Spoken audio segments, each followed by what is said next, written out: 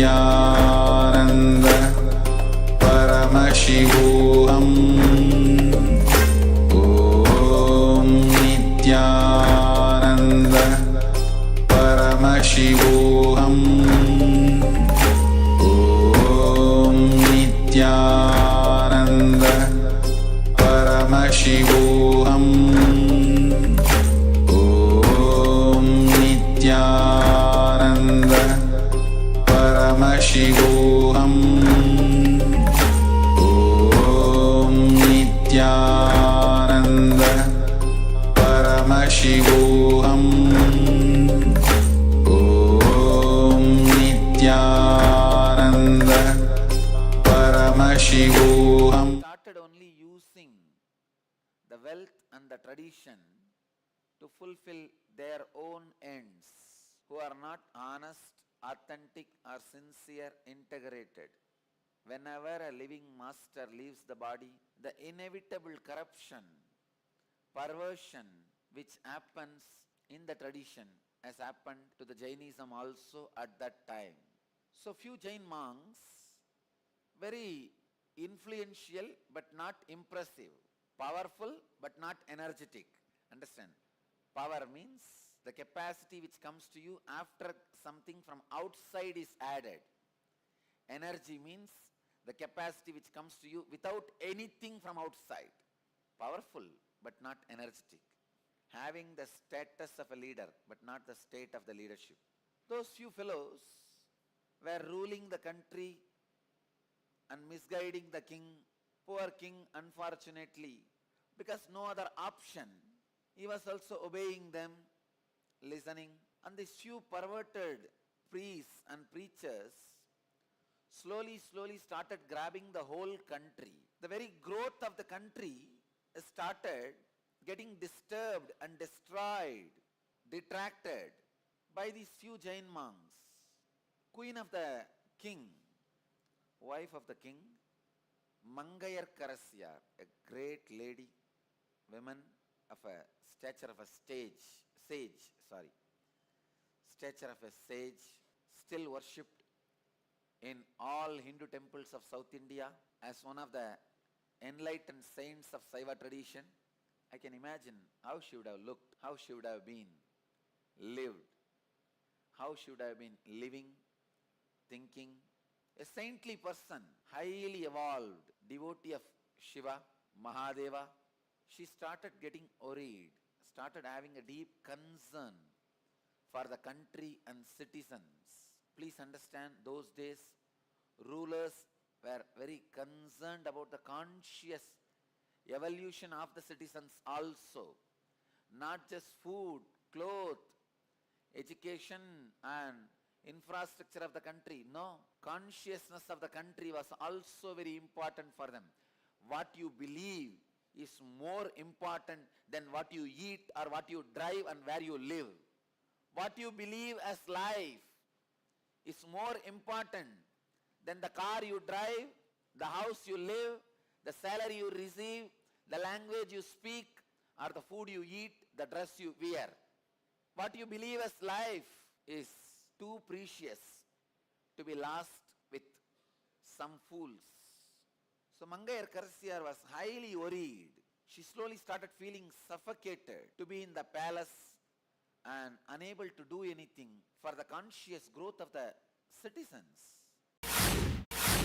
She herself is a highly evolved saint.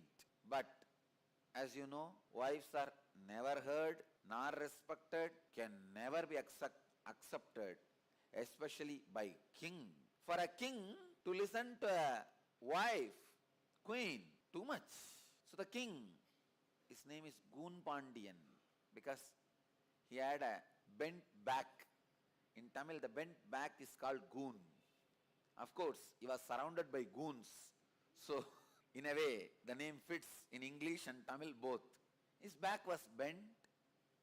He was not ready to listen to Mangayar Karasyar, the queen.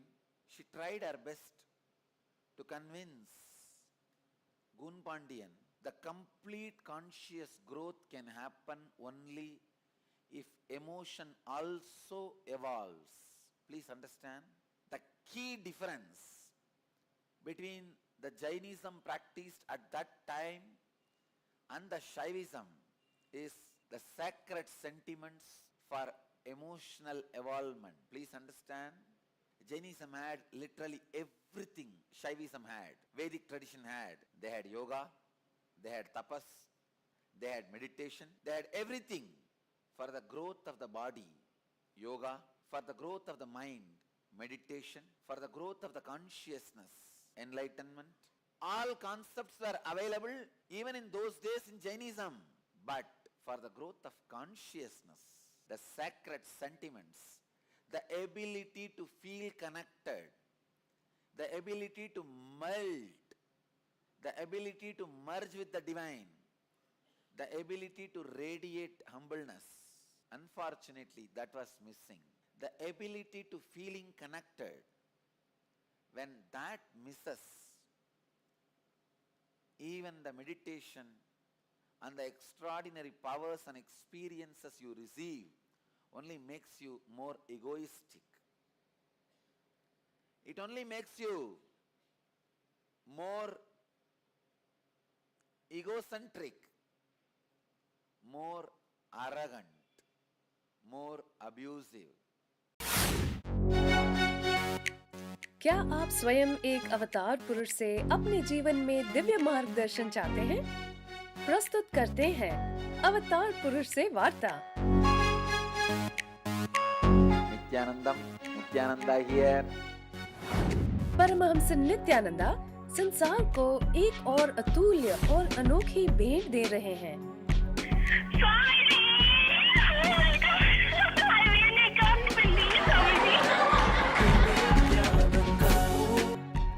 You got practically everything and too much for a phone call.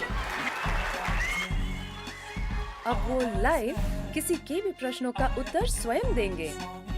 Thanks, great. No, you ask anything you want in your life. Ask me any boon you want. 8 से प्रारंभ। कुछ सौभाग्यशाली लोग जो 080 2727 9999 पर phone करेंगे, वो स्वयं स्वामी जी से बात कर सकते हैं। लाइव देखें NTV पर ntv.nityananda.org। But Mangayar Karasya, the great queen of the Pandya kingdom, is unable to handle this whole situation. She was completely disturbed, perturbed, shaken, shivering. She slowly asked the king, "O Lord, you are suffering with this henchback." Am I right? Henchback. Huh? Hunchback. This bent back for such a long time. Can I invite a young healer from Tanjore district, from Chola kingdom, who is well known for his healing powers? The king's eyes have slowly opened wide. He said, "Is it so?" He was thinking, contemplating. But the moment Mangayar Karasya said, he is from Shaiva tradition. No, I don't want to meet anybody from Shaiva tradition. Leave it. King said no. Mangayar Karasya could not say anything. She just left it. But again, after a few days, she asked the king, "O Lord, why don't you at least ask these Jain monks who are constantly putting all different ideas into your head, who are bending your brain also, to straighten your back?" King said, "All right, I'll ask them." He called those few monks. They came and they tried as usual. Some chanting these, that. Nothing worked. And they only were giving empty words. No, life is impermanent. Your body itself is impermanent. Why do you want to straighten it? Whether it is straight or bent, anyhow it is going to be burnt. Understand? If all these words are uttered to raise the king towards enlightenment, it is perfectly all right. Nothing wrong. But if all these words are uttered to cover up their inability, then something is wrong. The other day, I was brought a report by one sad guru who was giving a discourse and saying, all this materialization, giving boons, healing, and all is not enlightenment, not spirituality. Come on. If you are able to do and does not want to do, great. Prove at least once. But don't use all this philosophy, bulbul, to cover up your inability. These monks also, these preachers, they were trying to do the same thing. They tried to use the philosophy to cover up their inability. Don't use philosophy to cover up your inability. Use philosophy to create more and more ability. Philosophy should be used to expand your abilities, not to cover up your inabilities. These monks were trying to cover up their inabilities. Queen Mangayarkarasi intervened the scene and told the king, no, enough, we had enough of words. Now, even if the body is impermanent, we want somebody who will straighten it till it dies. Even if it is going to be just next 10 days, we want somebody who will do the job. Not that who will sit and talk. It's like your car has become repaired. You take it to the shed and you tell him to repair it. That fellow sits and gives you a discourse on how the world is impermanent. Why do you need a car? Why do you first of all need to walk? Why do you come out of your house? Why don't you sit inside your house itself? We have not come to the car shed for listening to a discourse. We have come to the car shed to get our car repaired. Our great intelligence, the Mangayarkarsi, intervened and told those preachers, no, we don't want any more empty words. We don't want to listen to any more the empty discourses. No, we want result. Finally, the queen was able to convince the Gunpandian, the king, to invite Thiruñāna Sambandar, the great saint, the young healer from Chola kingdom. Finally, the Gunpandian thought, all right, anyhow, why not give a try? She talks so much about him. Gunpandian also knows all the husbands, even though they don't listen to their wives, they know their wives are more intelligent than them. Inside their heart, they know we may not listen to her because of our ego and ideas, but she is intelligent. They know. So finally he thought, all right, why not give a try?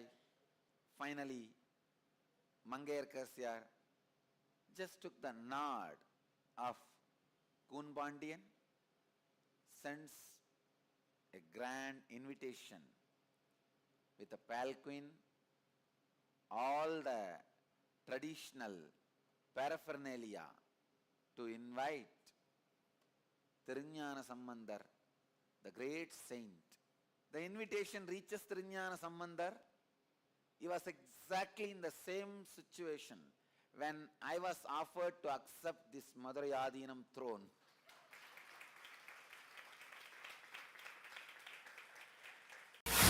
Let you all achieve, experience, live, express, radiate, share, and explode in eternal bliss.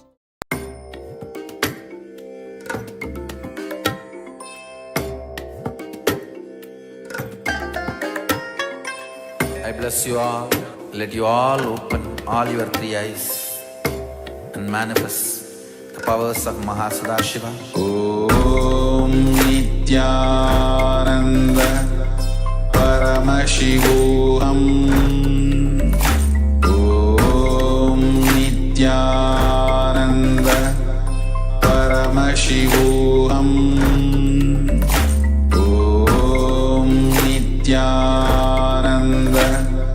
Paramashivoham. Om Nityananda Paramashivoham.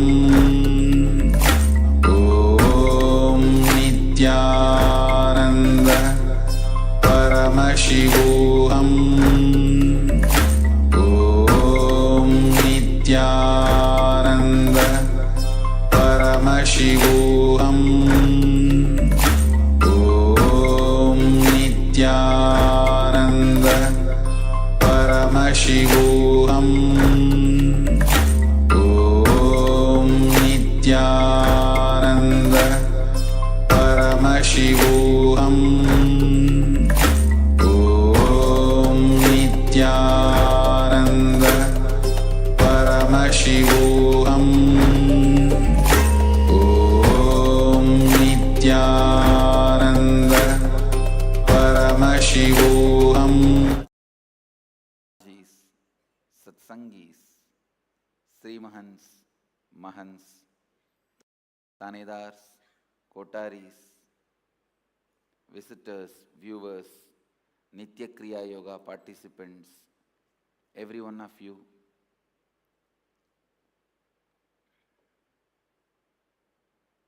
sitting with us through Sadhana TV, Ara TV, and two-way video conferencing, having Nayana Diksha. Sitting with us in two-way video conferencing, having Nayana Diksha. Los Angeles Adinam, Ohio Adinam, Toronto Adinam, San Jose Adinam, Vancouver, Bhubaneswar, Istanbul, Turkey, Oklahoma Adinam, Guadalupe Adinam, Phoenix, Arizona, St. Louis Adinam, Australia, Seattle Adinam, Singapore Adinam, Bangalore North, Warrington UK, Houston Adinam, Hyderabad Adinam, Tallahassee, Florida, Dubai Adinam, Puduvai Adinam, Manhattan, New York, Varanasi, Hosur Adinam, China, Guptakashi, Indrani, New Jersey, Trinidad, Tobago, Los Angeles, Sherman Oaks, Hong Kong, Sirgali, and some more cities joining. Kuala Lumpur Adinam, St. Louis Adinam, Seattle Adinam. I welcome all of you with my love and respects.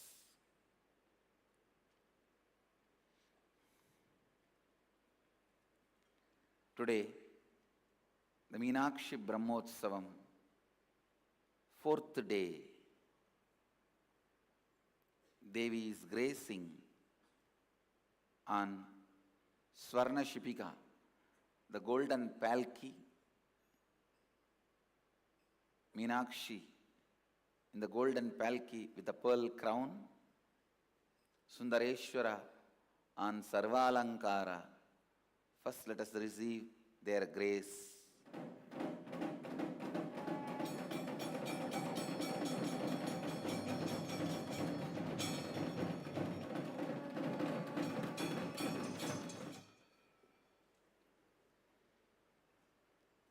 Let's enter into 9th verse of Isavasya Upanishad.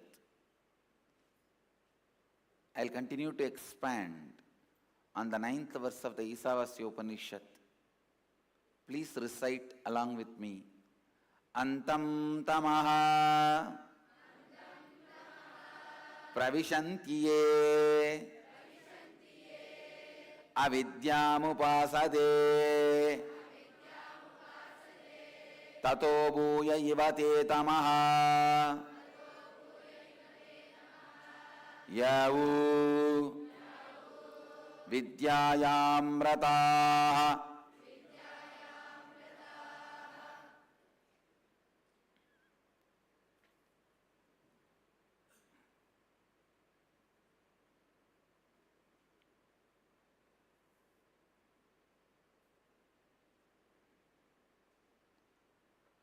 Let me give you the English translation.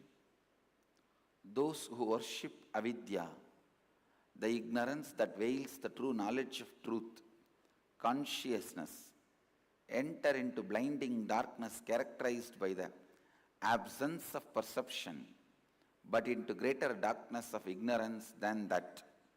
Enter they who, considering themselves as scholarly and learned, are engaged in vidya, the incomplete knowledge acquired for vested interests, characterized by the impure perception of truth, consciousness. Listen. Only if I sit on the edge of the seat, I make you also sit on the edge of the seat. Listen.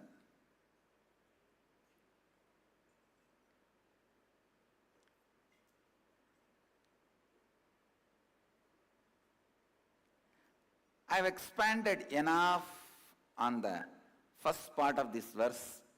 Antam tama pravishantiye avidyam upasate. I have expanded enough on that. Tato bhuya ivate tama yavu vidyayam rataha. I have expanded enough on this verse. The first part I have expanded enough. I'll expand on the second part and the context of the whole verse. Listen, most of the time, the knowledge is so addictive. After a certain period, the knowledge becomes so addictive, you start feeling this is enough. Please understand. If you started your seeking because of some problems you face in your life, and if those problems are attended, addressed, after that you think, why continue seeking? This why continue seeking, even after my problems are attended, that is the time either you become dull, means you develop a don't care attitude towards ignorance. What Upanishad declares, avidyam upasate. Or you become active. If you become active, that's more dangerous, because with that knowledge, but without having experience, you create big chaos and mess. Listen. This story can completely explain this one verse. Brahma and Vishnu searching Mahadeva's head and feet. Brahma goes up, Vishnu goes down. Both are seekers. Vishnu goes on and on and on and on and on. At one spot he feels enough, tired, bored.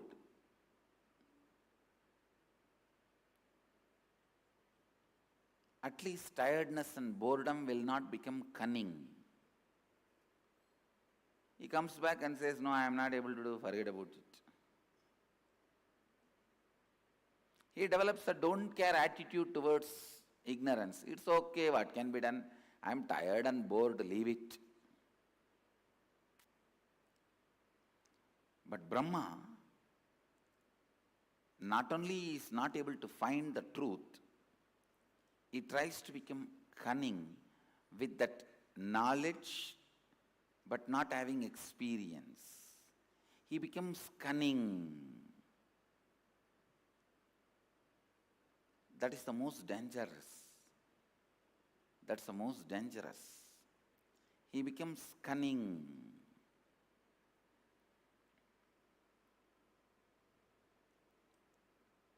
He gets engaged in vidya, the incomplete knowledge acquired for vested interests, characterized by impure perception of truth, consciousness. Listen.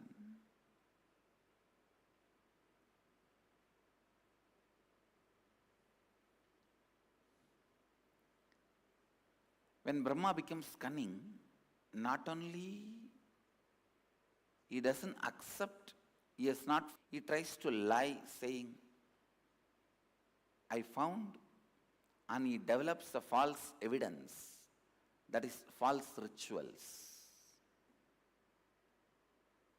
false techniques, to say, I found, if you use this technique, you will find. I wanted to tell the whole world, never ever fall prey to the fellows who say they design techniques based on their own experience, but which is not aligned to the apta pramana, the words of the rishis. Understand?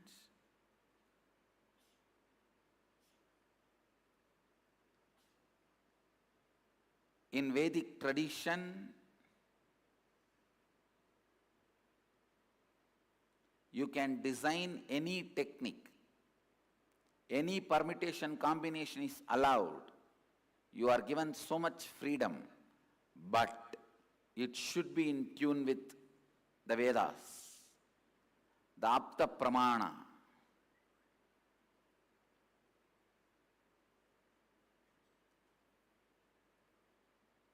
Don't ever accept if it is not in tune with the pramanas of rishis, apta pramana. Listen, if you accept somebody's words that it is the technique from their own experience and it is not in tune with the original Vedic tradition, be very clear. It is false evidence, false technique, false rituals, just like Brahma bringing a flower as a false evidence, saying that he reached Mahadeva's head. These fellows, without reaching, trying to prove they reached. See, these false flowers, false evidence, what Brahma brought, that is also a flower, but it won't take you to the ultimate. So-called these techniques also may help you to have little peace, wheezing will be healed, little good for health, but that won't lead you to enlightenment. Understand? Enlightenment is altogether a different game. Having little health, good feeling are not sufficient. They may be good initial side effects of a technique, but technique itself is not aimed just towards little health and feel good feeling.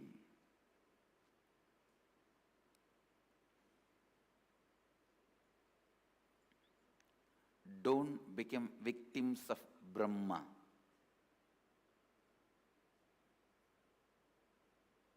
catch Mahadeva.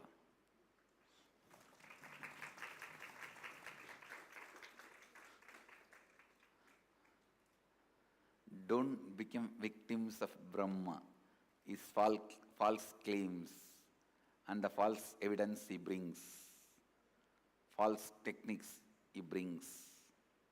Catch Mahadeva.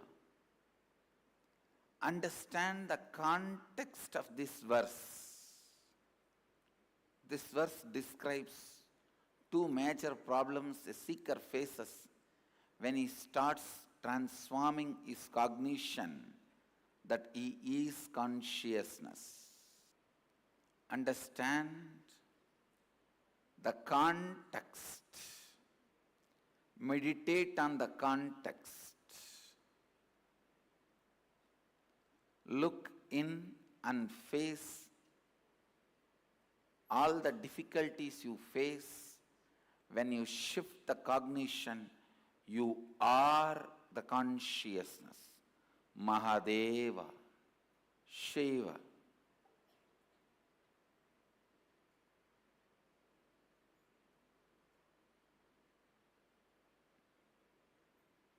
Look into the context.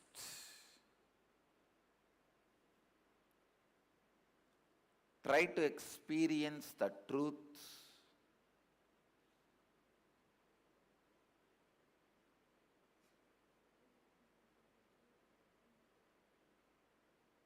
Again and again and again, if you search for the context, if you reach the context,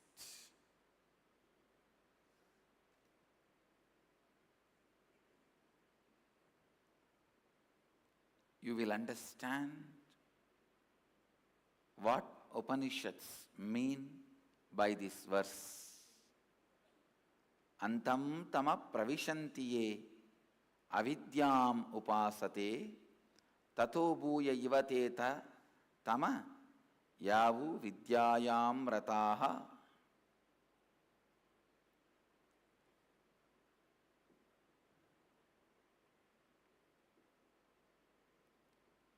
Some of the major difficulties, problems you will face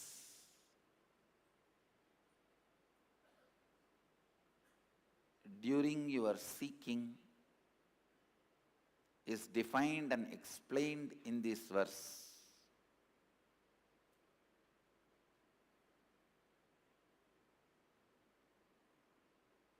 Your mind will try to encourage you to become a false guru. That is what the second part of the verse describes. Engaged in Vidya, the incomplete knowledge acquired for vested interests, characterized by the impure perception of truth and consciousness.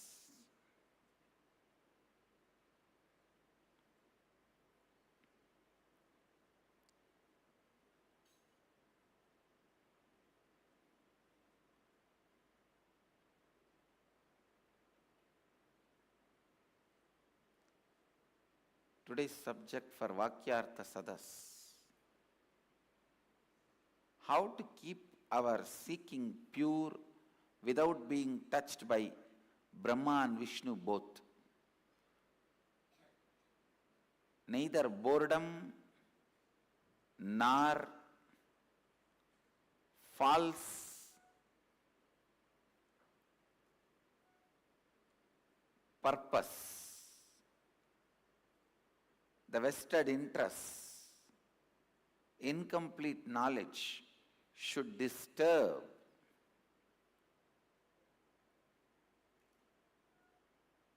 our contemplate about this, do Vakyartha Sadas on this. How to keep our seeking pure, how to retain our seeking pure, away from boredom, away from false identities. That is why the Vedic tradition insists on higher forms of tapas and penance.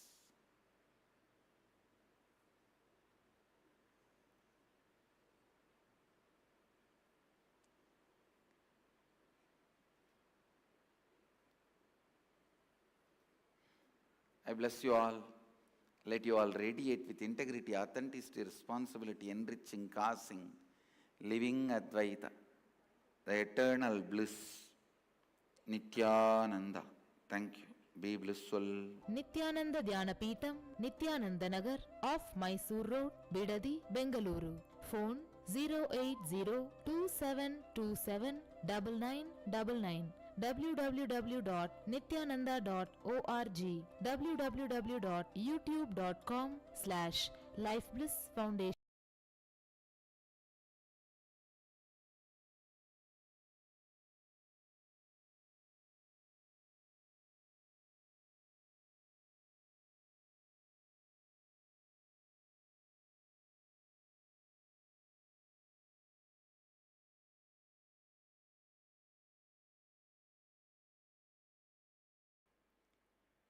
Nityanandeshwara Samarambam Nityanandeshwari Madhyamam Asmadacharya Paryantam Vande Guru Paramparam.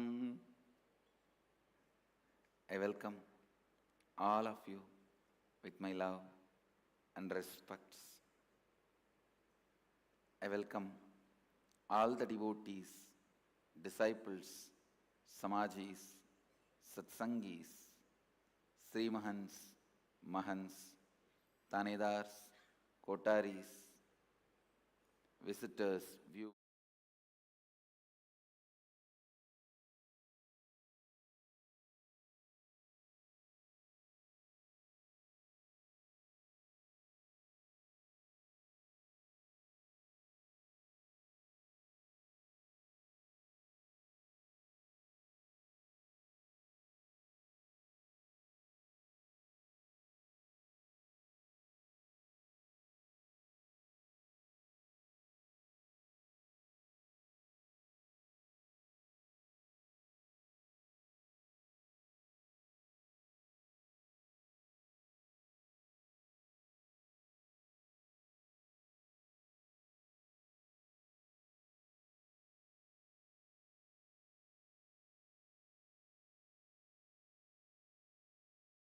Understand? This whole verse describes necessity, power of seeking.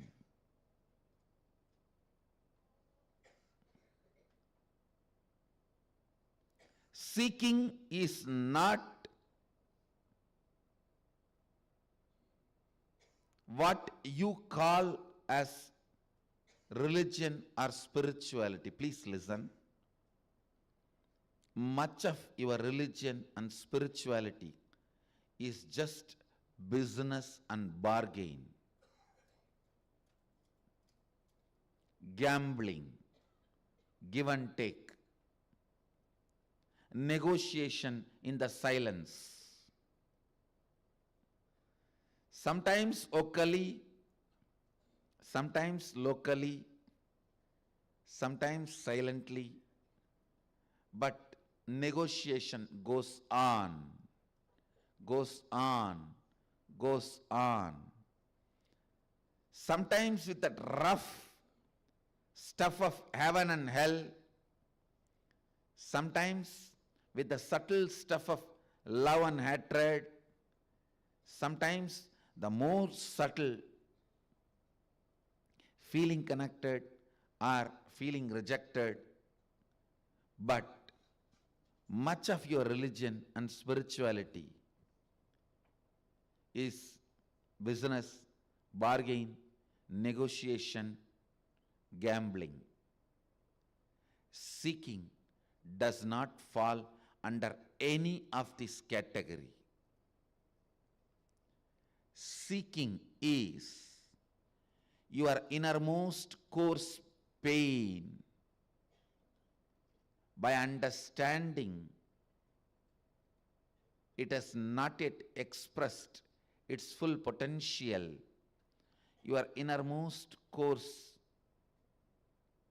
suffocation, by understanding it needs to expand, your innermost being's decision to expand, decision to be free. Understand? I am defining seeking. Your innermost course decision to be free, your innermost course decision to be awakened, your innermost course decision not to continue with the status quo.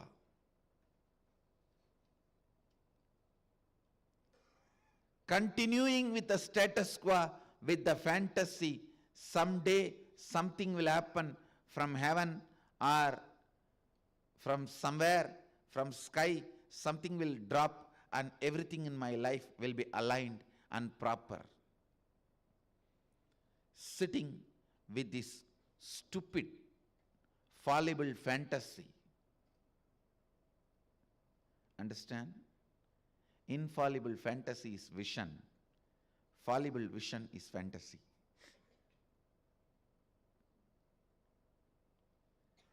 When you take the responsibility for your visualization, it is vision. When you don't take responsibility for your thinking, it is fantasy. Much of your inner happening is the game of fantasy, and unfortunately you make that into religion.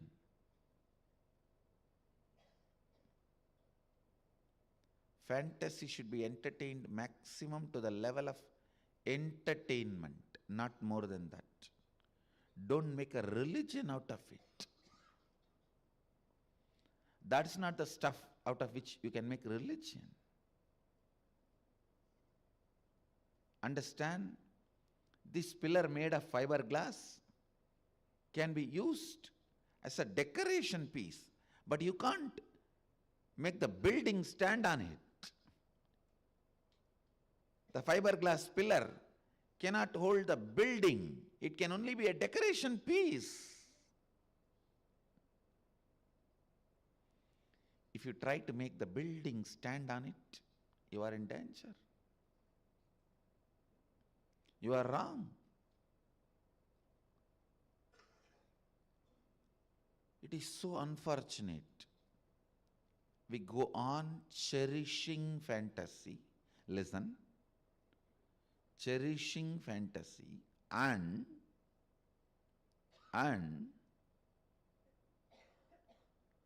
we also have one more fantasy to support our fantasy. Someday, from somewhere, something will fall and everything will become all right.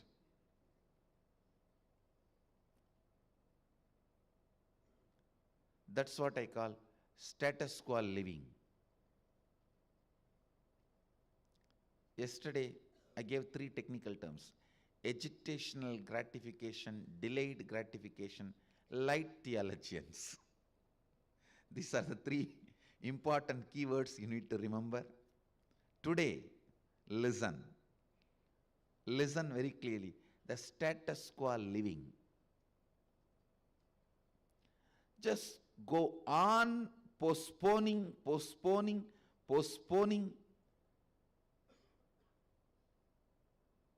with the fantasy someday something will collapse, something will fall, and everything will become all right. See, the worst thing of living the status quo, after some time you even forget you can take decisions. Now I have seen people, I've really seen people For whole life, they are activists, means they get into the stage and give big lectures on cleaning the country,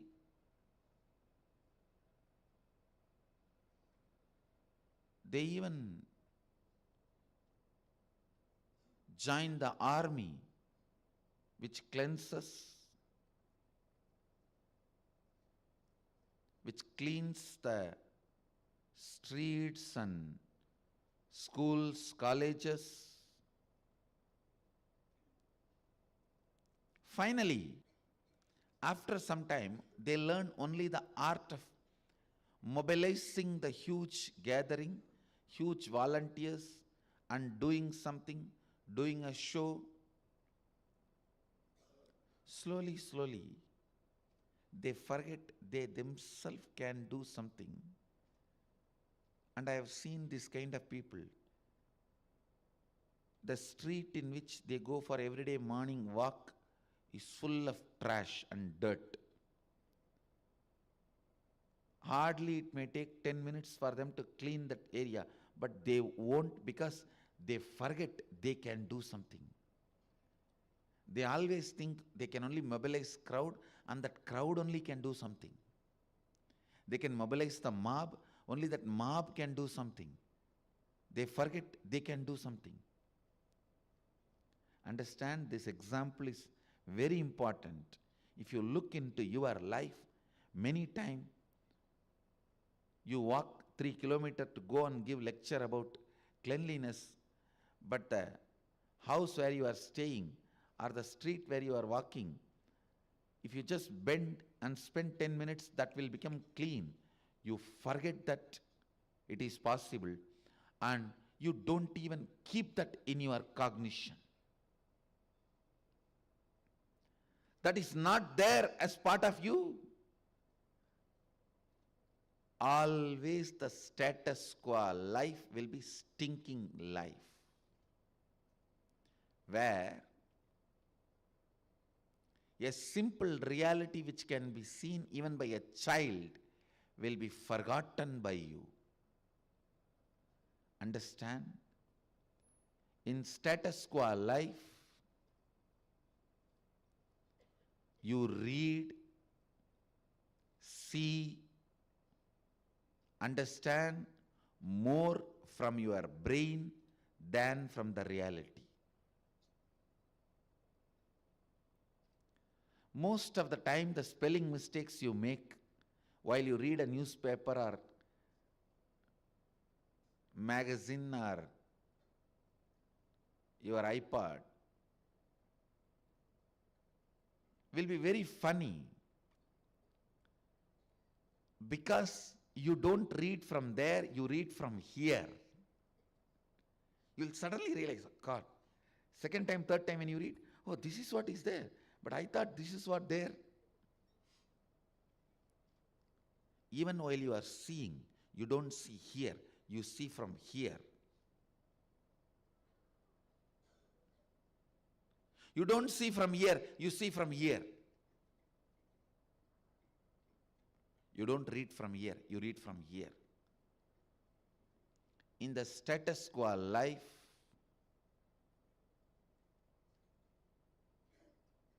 you are almost caught in the cobweb of thinking, which is a very suffocating karma pattern, mental pattern, which does not let you relate with the reality. Seeking is the decision to melt you and reinvent you. Melt you and mold you as you want. I tell you, greatest blessing in the life is not even God's grace, but seeking for God's grace. I really tell you, it is not even enlightenment, seeking the enlightenment. Seeking, actually seeking is the time you can enjoy the glory of enlightenment, because after you become enlightened, you are that. What is there separately to enjoy? Seeking is the real honeymoon. Seeking is the real time and space where you can reinvent yourself, where you can melt, go on melting, melting, melting, melting. An ordinary human being, from the birth to death, he goes on freezing, freezing, freezing, freezing himself. His life is just a hormonal hijack from birth to death. He is just hijacked by his hormones, and by the time he wakes up, he is already landed in death. In the birth he takes off. In few minutes, hormones put the knife on your throat and says, fly the plane as I say, where I want. And you are hijacked. When the hormones say, come on, land here, when you land, the land is death. It is just hormones hijacking you. So-called normal life is hormonal hijack. Rarely, when you fall in love with something or some person, you develop the ability to reinvent yourself, reorganize yourself, awaken yourself, and look into something fresh.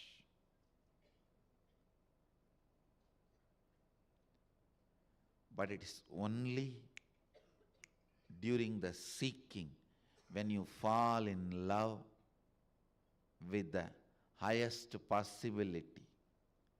I can say when you raise in love, not fall in love. Raise in love with the highest possibility. Only when the seeking starts,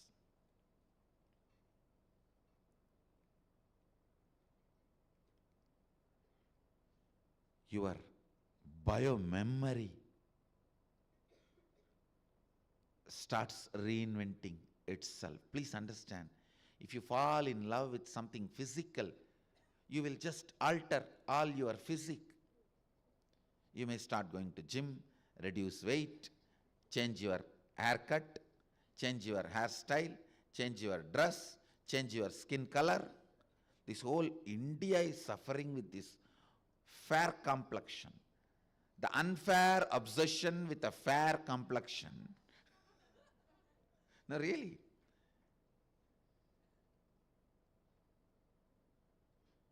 Biggest psychiatric disorder India suffers is the unfair obsession with a fair complexion. Largest fairness cream market in the world. Do you know that? Still these stupid fellows are associating white and beauty. This is the only country where fairness and beauty is associated, and English and intelligence is associated. You tell anything in few English words, people think you are intelligent. No, really. In India, get down anywhere and just say, I am suffering from fever, so whatever you read in the school, the leave letter, or the first essay you memorized in your school, you repeat that, people will tell, oh, some big babu has come to our place. The language and intelligence is associated. The fairness and beauty is associated. Unfair obsession this country having with the fairness. Funny.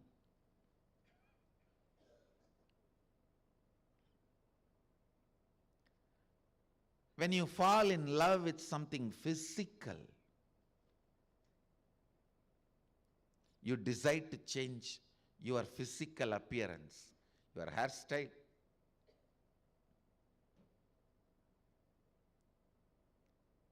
If you are from lower middle class, you change your hairstyle and dress. If you are from middle class, you change your hairstyle, dress and skin color. If you are from upper class, you change even the shape of your body through some surgery. When you fall in love with physical, you adjust, alter your physique. When you fall in love with something super conscious, you get the ability to change your very consciousness. Falling in love with the super consciousness and awakening your ability to reinvent, reorganize your very biomemory, your very core consciousness is what I call seeking.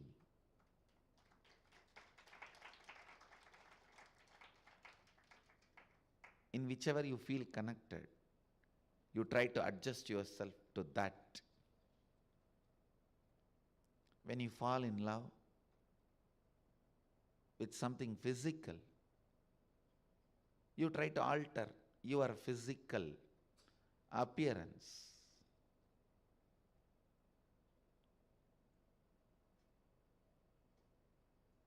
Whether you buy or grab or steal or hook or crook, you get the ability to change. When you are in love with something physical, you change your physical appearance. When you fall in love with something super conscious, you awaken your biomemory, intelligence. You awaken your biomemory and intelligence to alter your very core consciousness, your very biomemory, your very being. The ability to reinvent your very biomemory, reorganize your very biomemory, reorganize, reinvent, rediscover your very biomemory is what I call seeking.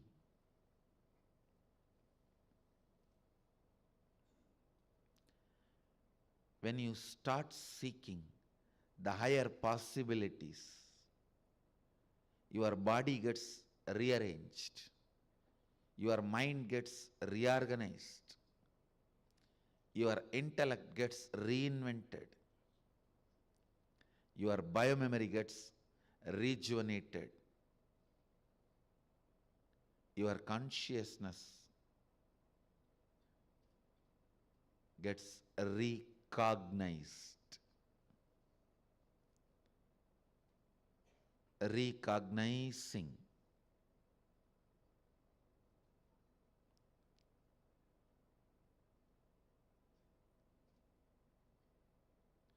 When you recognize yourself, naturally you will be recognized.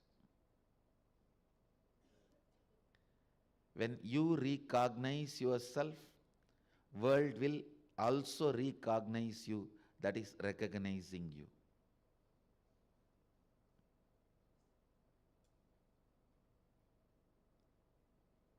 I tell you,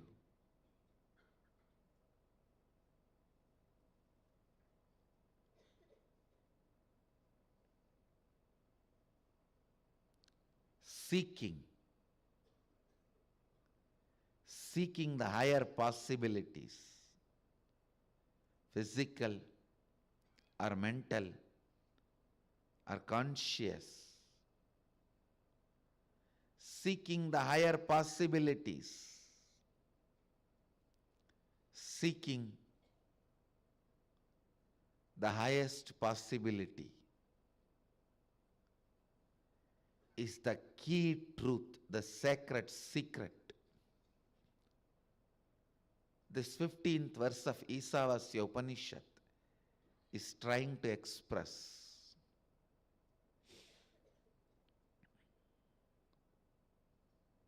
I'll read the 15th verse translation once more and then expand. Listen. The truthful, effulgent, eternal being is the ultimate sustainer, nourisher, and protector of all that exists. You are the embodiment of the imperishable truth and reality.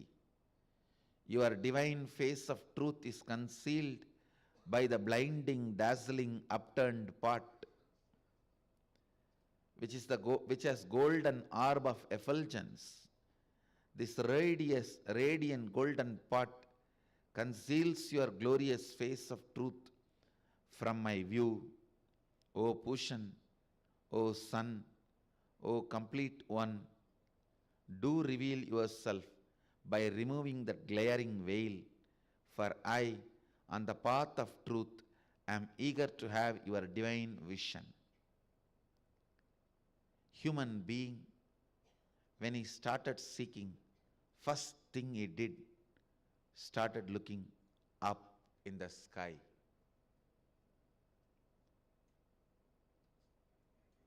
He understood he has a possibility which is beyond his imagination. He understood he has to look up. He understood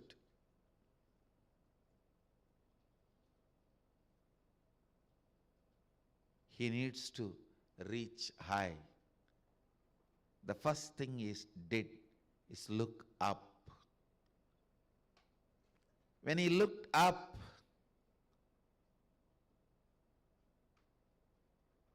expecting to see the divine, all he saw was the sun, and he knows sun may be symbol, but beyond him is the truth.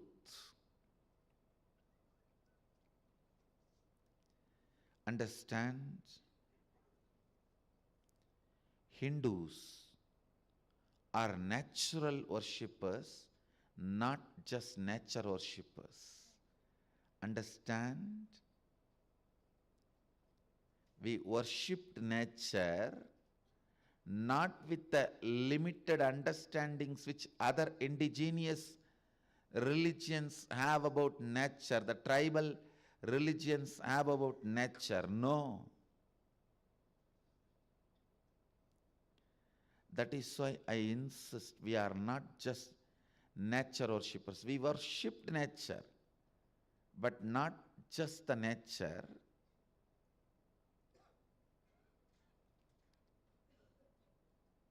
The force which is veiled by the nature, which is beyond the nature. You can see very clearly this Upanishadic verse saying, please, O Sun, O Pushan, O complete one, do reveal yourself by removing that glaring veil. See, the sun which you can see with your physical eyes is a glaring veil.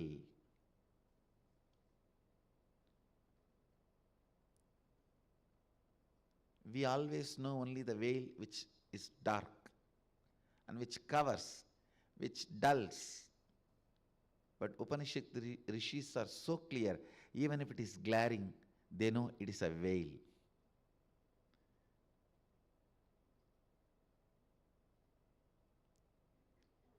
The Upanishadic rishis say, please remove this glaring veil. On the path of truth, I am eager to have your divine vision. Maybe this is the voice of the first seeker on the planet Earth. This is the emotion described by the first seeker on the planet Earth. Or this is the path traveled by the first seeker on the planet Earth.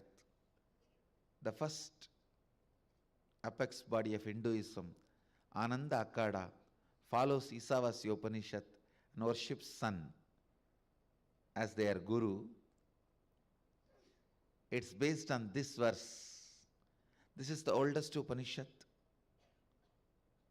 Ananda Akada is the oldest Pita, the spiritual seat.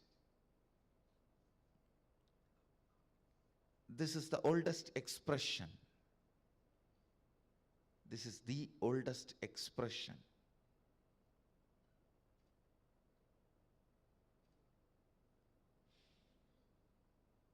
The truthful, effulgent, eternal being is the ultimate sustainer, nourisher, and protector of all that exists.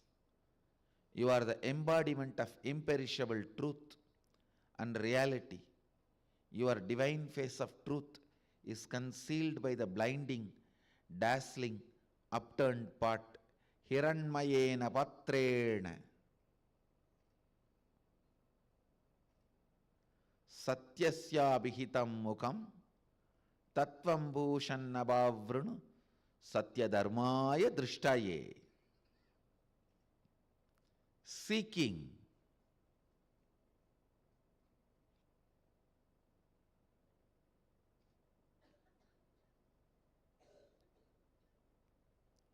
How much ever I pour the words and decorate,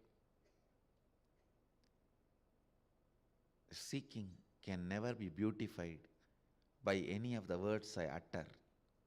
It can never be glorified by any of the words I am trying to express. Only when you taste it, you know the power of it. When you taste it, you know the power of it. I tell you, I'll give you some example. When you are a teenager, when your mom asks to buy vegetables or milk or some groceries from the shop, you won't walk even up to the corner of your street. But when you fall in love, especially that puppy love, to have a glimpse of your girlfriend, you will be ready to walk 5 kilometers. To have a glimpse of your boyfriend, you will be ready to walk 5 kilometers. When your mom says just buy the vegetables, milk or grocery, you can't walk 5 house, the street corner. But when you fall in love, 5 kilometer distance looks nothing. Understand, when you fall in love, the capacity to reinvent yourself is awakened in you. Same way, when you fall in seeking, the capacity to reinvent your very core consciousness gets awakened in you. If your teacher says, hey, wake up in the early morning, at least 7 o'clock and start studying for examination, you won't do. But when you fall into seeking, early morning 3 o'clock you will be up and alive, reading Upanishads, doing yoga, meditating. I tell you, what puppy love can do to you, seeking can do the same thing to your consciousness, not just to your body mind. In puppy love, the energy you radiate in your body mind, you will radiate tons of it in your very core consciousness in seeking. When the seeking was awakened in you, even you will be surprised. When the seeking gets awakened in you, even you will be surprised about you. I tell you, when the seeking was awakened in me, even I was surprised about my capacities, about what I am doing.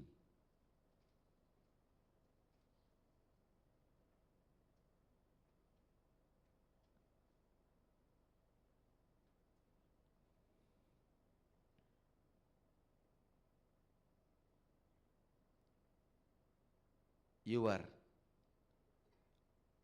very understanding about you will become different when the seeking is awakened in you.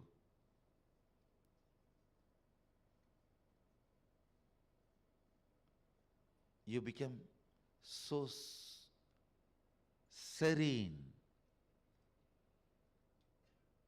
so graceful, so alive, so light, ready to take off.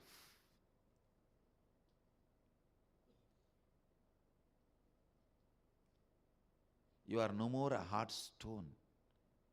You just become one with the thin air, ready to go higher, higher, higher and higher.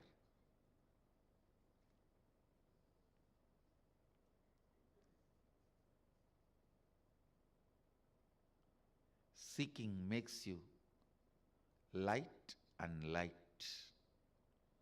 L-I-T-E, light, L-I-G-H-T, light.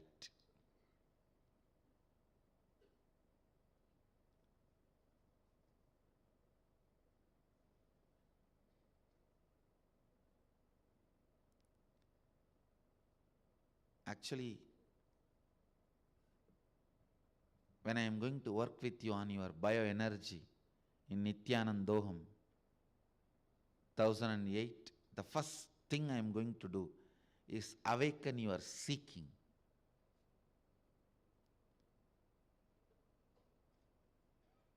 If you have to make a pot out of clay, first thing you have to do, pour water and make it soft. Only then it will stand as you want. Then you can bake it. To make the shape stable. So the first thing, the water I need to pour into you is seeking. Then making the pot is the whole process. Baking is energization.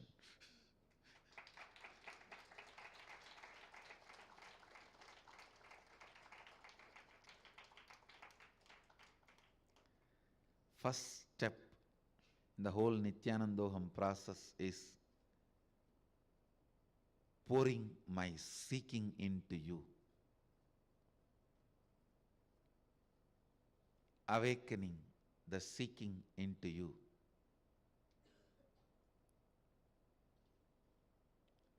Just to experience seeking, come to Nityanandoham. Just to experience seeking. What happens next, everything is bonus. If you taste seeking, that's enough. You got it. You got it.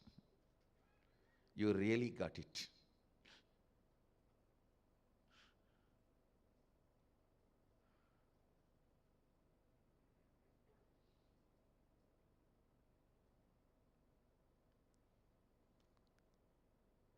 In seeking,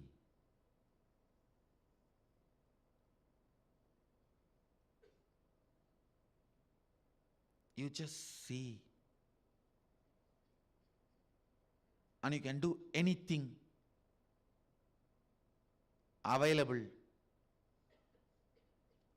possible for human beings. It is like you can take out your kidney and wash it and put it back, take out the intestine and clean it and put it back, take out the heart and pump little energy into it and put it back. If you can do that, how easy it will be for you to maintain your health. Exactly, you get that capacity. Relating to your consciousness in seeking. You just know which part need to be corrected, completed, cleansed, altered, and awaken it. Seeking awakens that potential in you. Not just cleansing your liver or kidney or intestine, but the source energy of your liver, kidney, intestine. Seeking just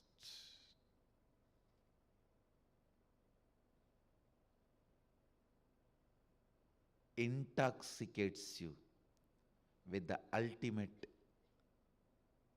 truth.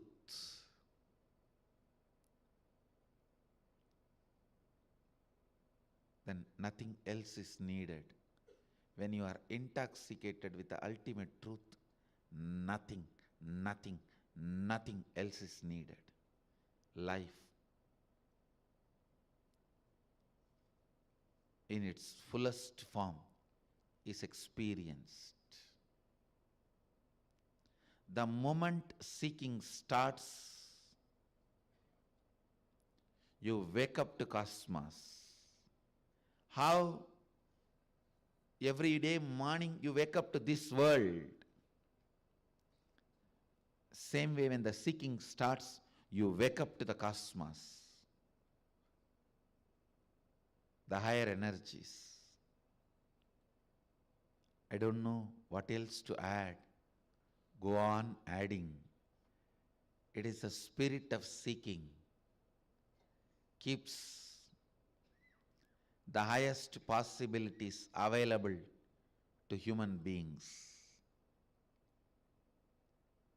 The spirit of seeking is much more than enlightenment itself. It's much more than anything which can be said and which can't be said. Only word I can add, Nityanandoham Chalo. To experience seeking.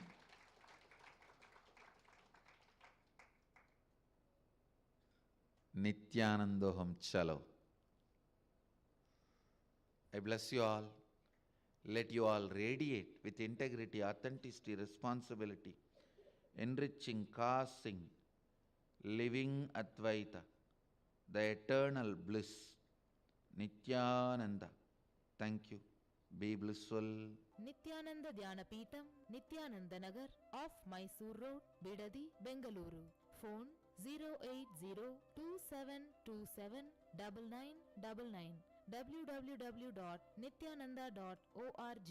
www.youtube.com/lifeblissfoundation.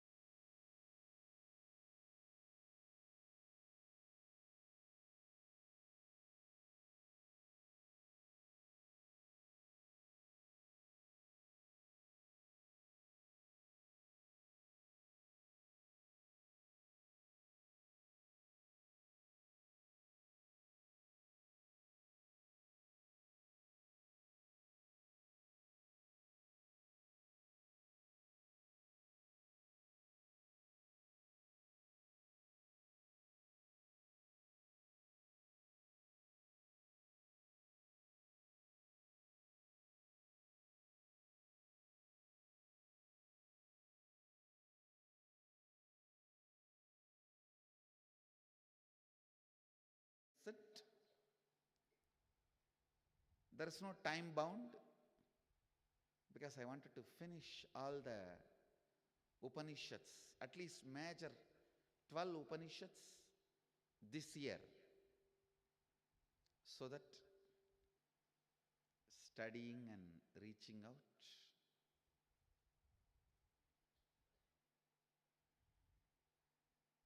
Before entering into the today's verse, Isavasya Upanishad 16th verse, I just wanted to give the essence of the last 15 verses of Isavasya Upanishad. Understand last 15 verses of Isavasya Upanishad. The essence in one word is seeking. Intense decision to have seeking, I tell you. The ferociousness of seeking is powerful enough, like the fire of Kalabhairava, to burn everything which need to be burnt and destroyed. Please listen, I'll repeat. The ferociousness of seeking is powerful enough as the fire of Kalabhairava to burn everything which need to be burnt inside you. Laziness, tiredness, boredom, everything which need to be burnt inside you, everything which need to be taken out of you can be just like that burned, just like that taken away, just like that cleared by seeking. Listen, how many microseconds it will take for negativity to disappear in front of Kalabhairava's ferociousness? Not even micro millisecond. Same way, the seeking, deciding to seek your home, deciding to seek where you can have eternal rest, deciding to seek where you can have eternal peace, deciding to seek where you can have eternal bliss. That decision itself, that seeking itself is powerful enough. Listen, powerful enough to give you the freedom to reorganize yourself. If there are 10 rods made out of copper, and you have to make the deity of Shiva, keeping all the 10 rods together and tying it and start carving here and there on that, you will never be able to make the deity of Shiva on it. Just melt. Pour in the mold, you will have Shiva deity. Same way, as on now what you are, by self-development you will never achieve self. Please understand, the word self-development means stupidity. The self can never be developed. It should only be discarded. Whatever can be developed, which is just a mind. The developing your mind only, you call it as self-development. In the book classification, in US they have a category self-development. No, that category does not exist. I always tell people, don't classify my books under that. No. If you create a category, self-discarding, then categorize my book in that. Because anything which can be developed is mind, about which we are not interested. Please listen.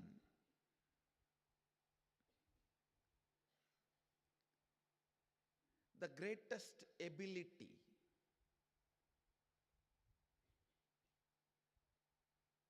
you need to develop,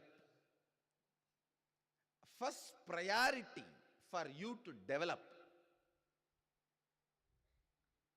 greatest ability and first priority you need to develop is ability to reorganize yourself.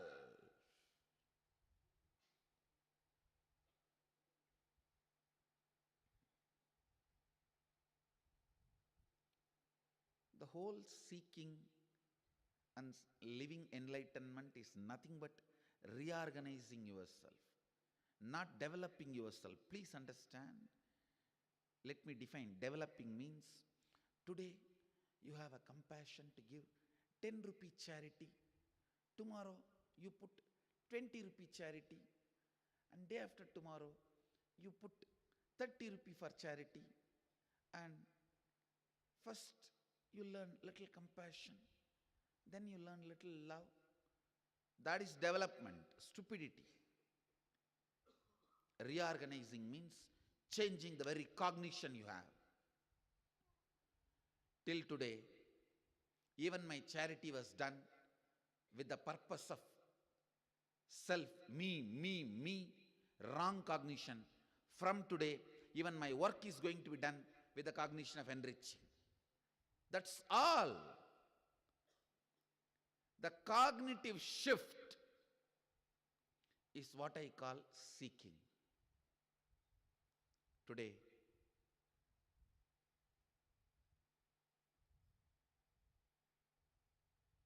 birthday of Swami Vivekananda as per the English calendar. If I have to describe whole life of Swami Vivekananda in one word, I should describe it as seeking. Seeking is the only word I can use to describe Swami Vivekananda. Intense seeking, I tell you. Seeking gives you the energy to melt you and mold as you want. Seeking means changing your cognition about you, world, God, everything to align to the reality. To align to the reality. You do not need anything as the first priority. Seeking is the first priority. See, from morning till night,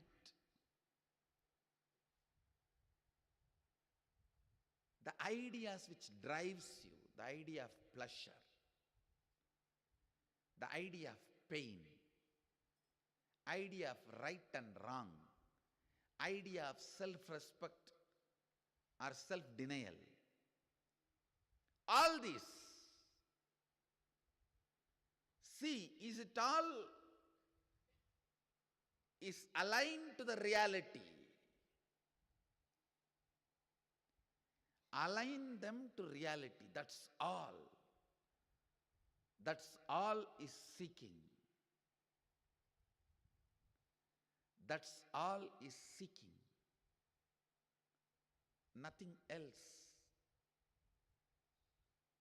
is life. Again and again and again. Morning till night, whatever you do, the moment you wake up and till the moment you fall asleep, fall into bed, Everything. Everything.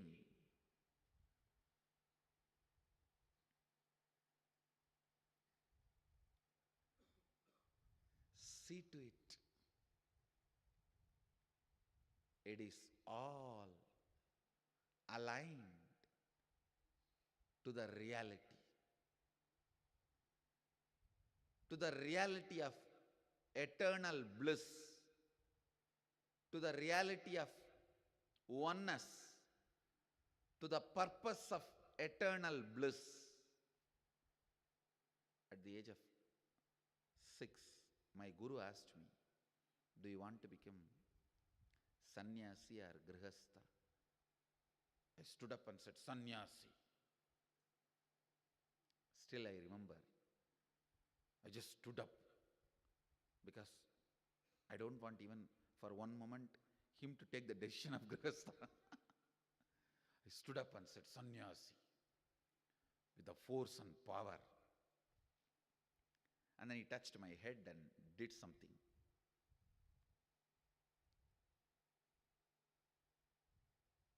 Then after 2-3 days I asked, did you purify my brain to live a sannyas life? He said, no, I just increased the frequency of seeking, that's all. The word he used, the reply he gave, then I asked him, what do you mean by increasing the frequency of seeking? He said, just the seeking gets powerful. That is enough. All the moral, discipline, values, everything will become automatically your body language, will become your muscle memory and biomemory. See, anybody, even struggling with brahmacharya, please be very clear, your seeking is not intense. Whether you are struggling with aparigraha, or brahmacharya, or asteya, any vow you are struggling with,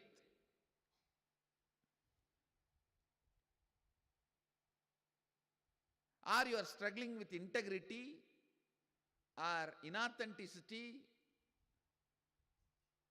irresponsibility, selfishness, whatever, it just boils down to only one: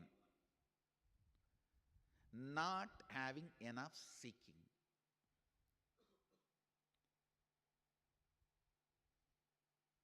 Just increase the intensity of seeking. I tell you,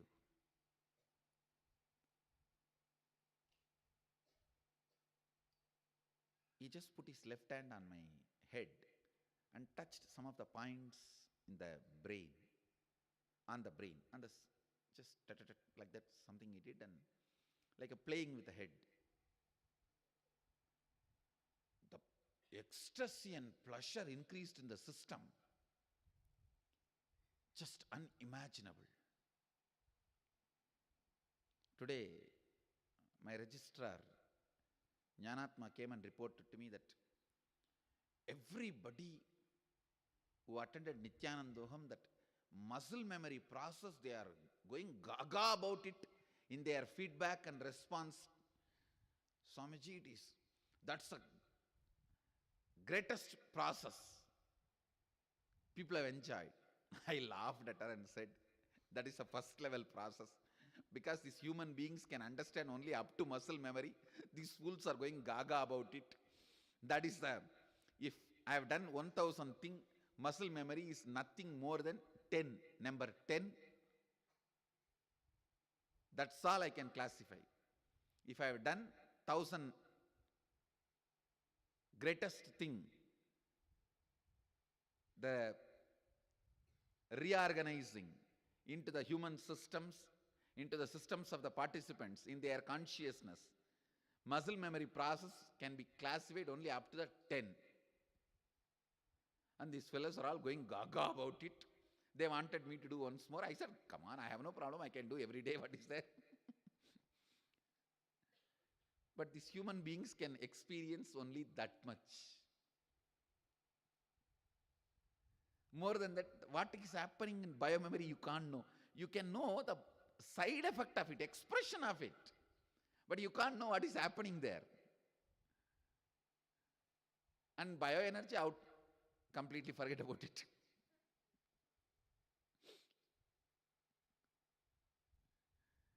Understand what you guys experienced in muscle memory. If you have attended Nityananda Home process, you will know that exactly happened in my system when he touched my head and just moved his fingers on my head.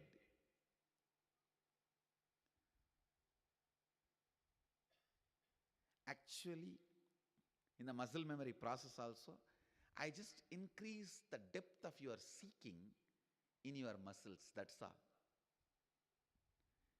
See, basically, you are a pleasure seeker. I just have to tell you where it is, that's all. You are an ant seeking the sugar. I just have to tell you in your language where it is available, that's all. Seeking means informing you where what you are searching is available. Then automatically ecstasy, everything, all the things starts following. I really tell you. Nothing is more ecstatic, joyful, intoxicating than seeking. Seeking is the most intoxicating thing can happen to human being. Make this as a lifestyle. When you get up early morning, don't jump out of the bed. Just sit or sit back and look around, relaxed way, look around where I was, where I am now, where I am going to enter, what is happening. Ask as if the first day you are waking up. And of course, you are waking up first day. Because every day you wake up in a different space. Spend few minutes for these basic questions. Where was I? Where am I now? Where am I going to head the moment I get out of this bed? Just spend few minutes into these basic questions. Same way when you, before falling asleep, don't do that stupid TV. No, really, I'm telling you.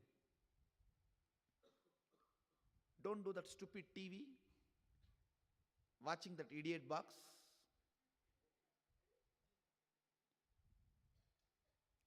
Spend little time sitting, lying on your bed or sitting back on your bed.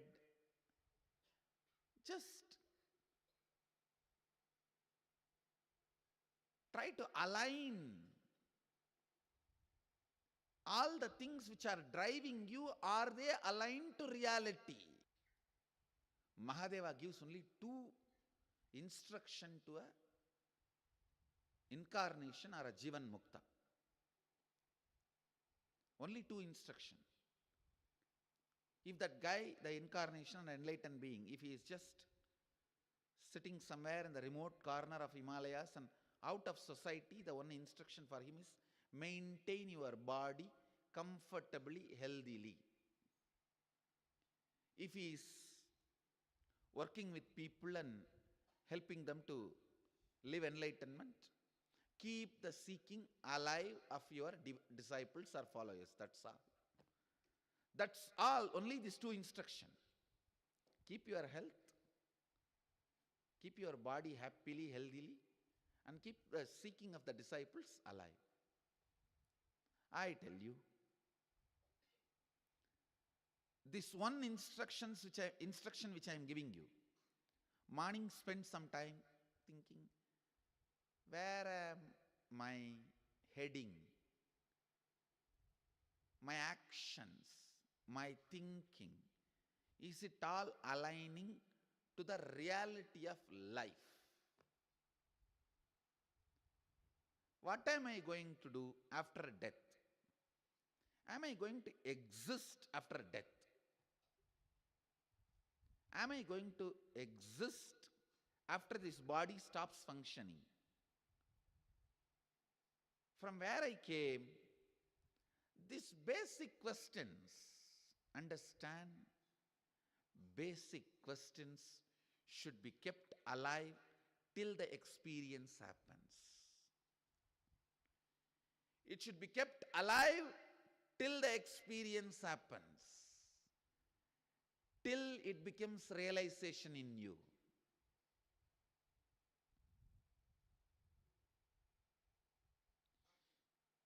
Some fortunate people, some of the Guru's answers will vibrate with their hearts so beautifully, it will literally feel that they are satisfied with that answer.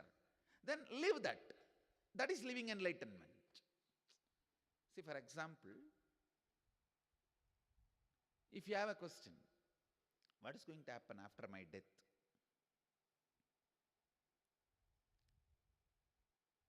Sit and go on, contemplate about it. What is really going to happen after my death? Where am I going to go? Where am I going to head? Sometime, the answer you received from me, don't worry, even after death you are going to be with me in Aksharadama, in Kailasa. You are going to be with me, I am going to be with you. Some answer you received from me. For some people I would have said, oh, you will be one with the cosmos, don't worry. Some answer you received from me may be vibrating in your heart as truth. You will be so connected to that answer, you will be so happy with that answer, then you don't need to hold on to a question. You can start living that answer. Even that is seeking. See, there are some questions, even if I have answered, even if I told you, you are going to be in Kailasa with me, don't worry, it may not be vibrating with you. That answer may not be vibrating with you. Then hold on to your question. Nothing wrong. At one time, the Guru Bhakti will take over and this answer will start vibrating. But till the Guru Bhakti takes over and the answer reverberates in your being, you can't drop the question. If you drop the question before the answer reverberates, you will enter into boredom. That is what I call sannyas middle-age boredom. For samsaris by 45, by sannyasis by 30. No, really. By samsaris by 45. 10 years of living with one fellow. Or 15 years maximum. Living with one wife or one husband. That middle-age boredom. All these stupid magazines all over the world. Men's health, women's health, these, that, everything. Trying to make your middle-age life great. It will not be successful, I am telling you. All these magazines are doomed. They will not be useful in any way. Stupid magazines trying their best to give you different tips to romance, make your life more and more colorful, romantic, light candle, shower flowers. What will you do? All this is bunch of stupidity printed in nice paper and color. That's all. Because the paper and the printing is so nice, you think all that is true. In India, there is a big superstition. Fair person will not lie. No, there is really. In Indian society, there is a superstition. A fair person will not lie. Like that only, if something is printed in shining paper, colorful printing. You think it is true. Read all these middle-aged lifestyle magazines.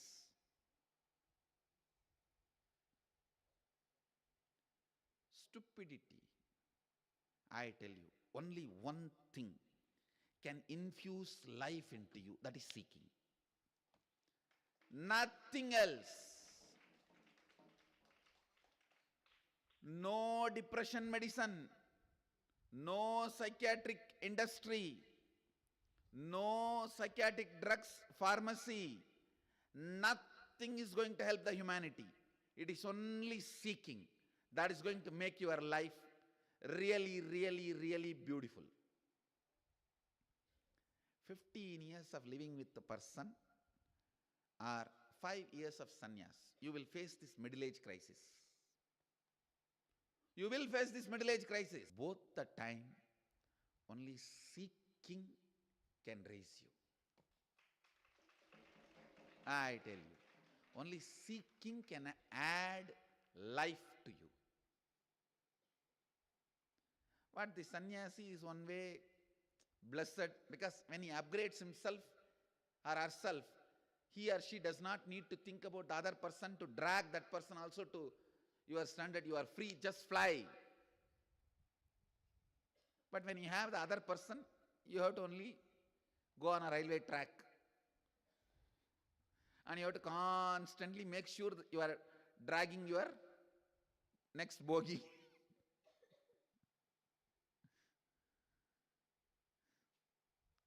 With the sannyasi, one benefit, you can just take a fly. You are a jet.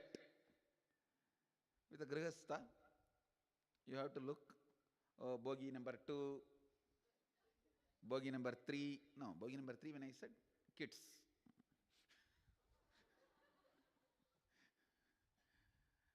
And then sometime the elderly parents, you have to see all that and see to it. You have to drag all of them.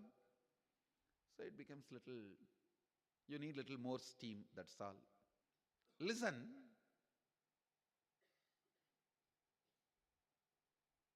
whether you face household or middle-age crisis or sannyas middle-age crisis,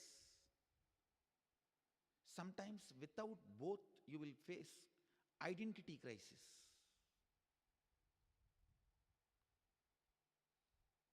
You will neither be a proper committed grihastha nor be a proper committed sannyasi, roaming around vagabond. I know so many stupid fellows thinking themselves as seekers and not committed in any one of these.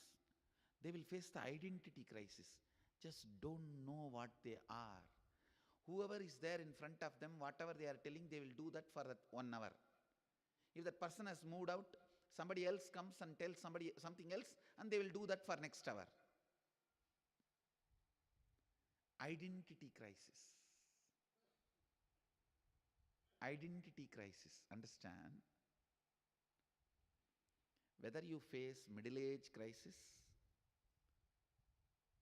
household or middle-age crisis, sannyas middle-age crisis, or identity crisis, the only solution is seeking. I tell you, if you are not married, the first instruction I'll give is don't get married, take sannyas. If you decide to get married, at least marry somebody who is a seeker. So when you upgrade yourself and open your eyes and see next to the person who is sitting next to you, you will have confidence. I can make him understand. Either he will fly with me, he will come with me, or he will support me to upgrade myself. Living with a person who is not a seeker is worse than hell, I tell you. It is just worse than hell.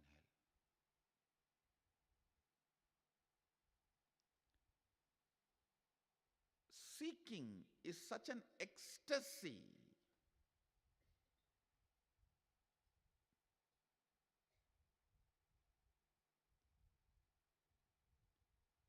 Just few days before I've given a special initiation to Balasans.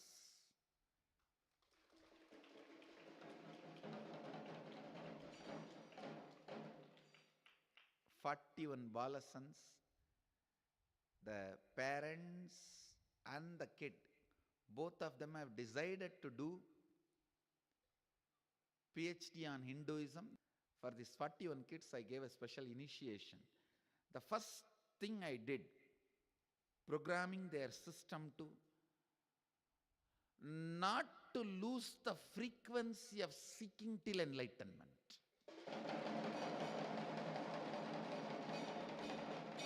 Actually, they already started expressing powers. I can say each one of them are expressing at least minimum 5 powers. When the powers 5 becomes more like a 20, 30, 40, 60, even then the frequency of the seeking will be more powerful than the other powers they express in their biomemory. I raised the intensity of a seeking such till enlightened, they will not be diverted. They will not be diverted. Real Gurukul work is starting. Real Gurukul work is starting. Few days before, one of my Mahant from Tamil Nadu came and said, Swamiji, why don't you start a medical college? I'm not saying I don't believe in allopathy system itself, because many times I've used allopathy. I myself still, many times I use allopathy. Even when I had a fracture, I used allopathy only. I'm not against that system itself, but I'm against the idea that other than them, nothing else is right. The amount of money they spend on lobbying to promote themselves as the only authoritative system, I'm against that. I'm going to create a unique medical college here where the best of allopathy, best of Ayurveda, best of Siddha, and the Indian traditional medicinal systems. India has at least 25 traditional medicinal systems.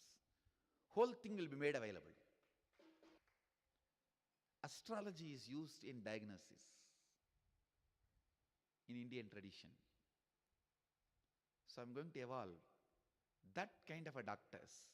My kids will be evolving that kind of a doctors. Out of the Balasans, I'm going to evolve that kind of a doctors. And I'm already working on the horoscope of all the 41 kids, Balasans. I told them to collect the, get me the horoscope. Based on horoscope, I'm going to decide which subject I'm going to put them. Now I am free. And they are also free from all stupid examination. They are free now. All the exam pressure, stupidity, everything. And I take the responsibility for them to complete their education successfully and sit in a very respectful, responsible, and socially respected place. Contribute to the humanity and respected by humanity.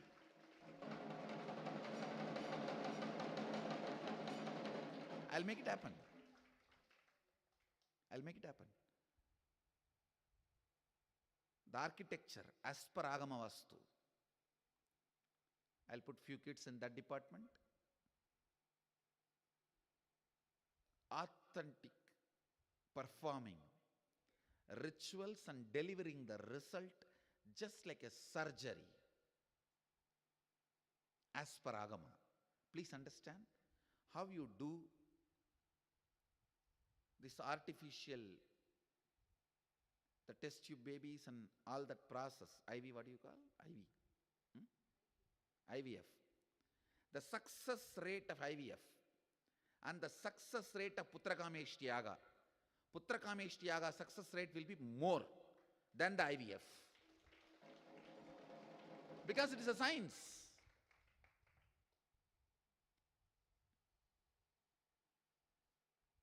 I'll establish all that.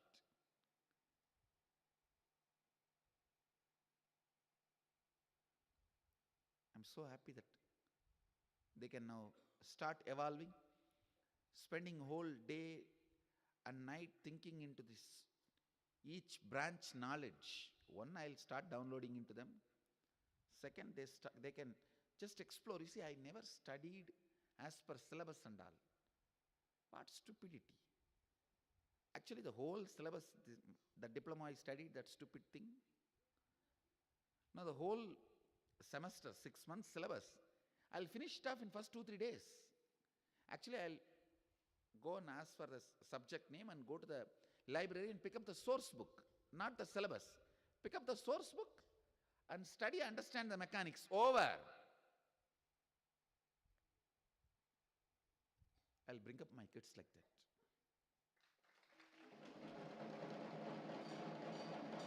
See, because now I have the freedom.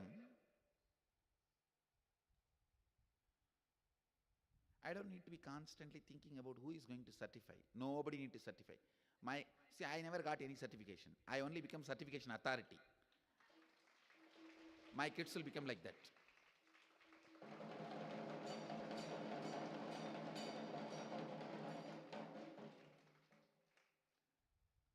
No, really, I'm wondering if I have to make a right presentation about the education system we are having now.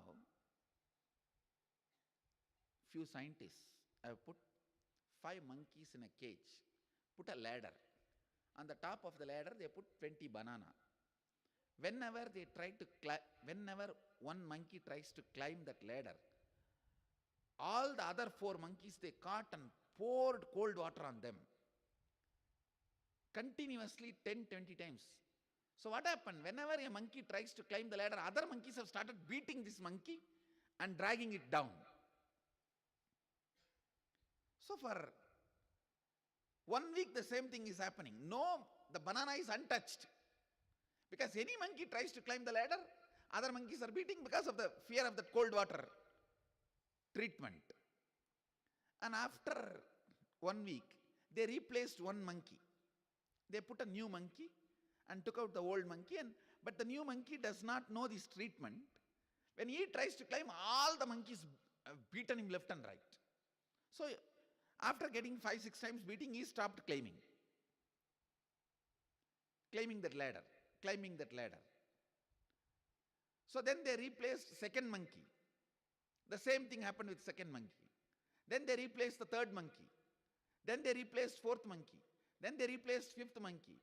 Now all 5 monkeys have not gone through the cold water treatment, but all 5 of them are beating each other and not allowing anyone to climb the ladder. That's exactly the Indian education system. Why you are not climbing? Nobody knows. As a tradition, we don't climb. As a tradition, we don't climb. See, never study in a system which is designed for mass. Mass means what?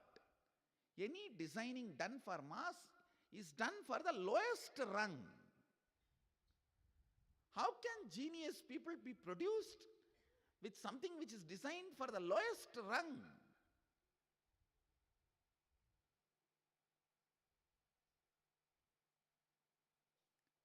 Always study in a system which is very concentrating, attending to your needs, not bound by any of the syllabus marking accreditation.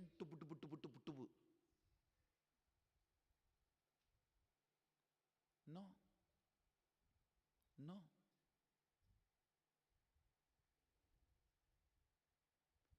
I'm really telling you, the day I got the Encyclopedia of Hinduism, I really finished all the 10 volumes in 3 days. When I got the Encyclopedia of Shaivism, I finished it in 1 week. I can create my kids do that. But if they learn from a regular so-called mediocre system, oh, this volume, 1,000-page book, 1 volume means 3 months semester. The dirt is being inserted into the heads of the kids.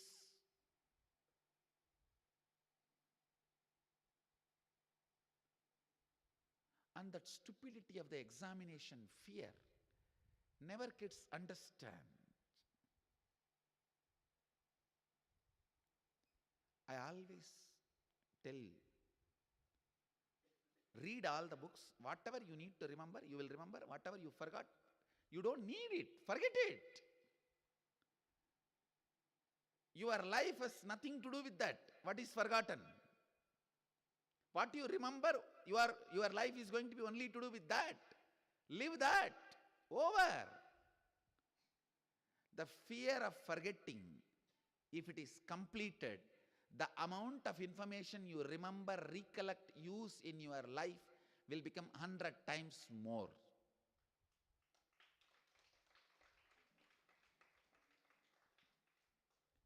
All these words remains as theory because I was never able to demonstrate it. Now I have first batch of 41 kids, I'll demonstrate it. I'll demonstrate all this. He's 18, not only sannyas, with all the powers I'll just send him around to demonstrate. See my first release from the Gurukul.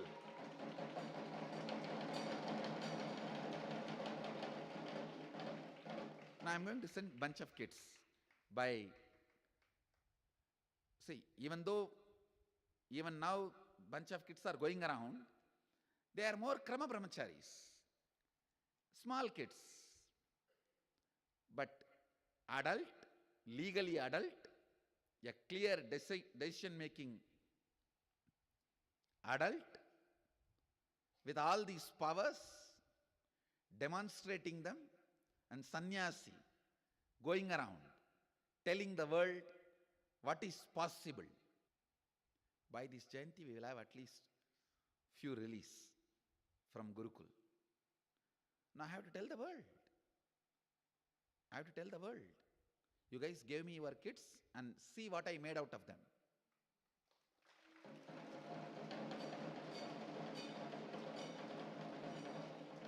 Not just this third eye. Not just this third eye. The way they are going to live a conflict-free, highest conscious, radiating joy and ecstasy, spiritual powers and enlightenment, everything.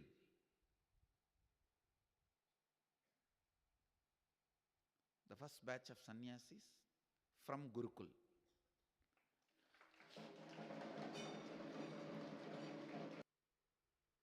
I am also going to send them officially for Parivraj Yatra.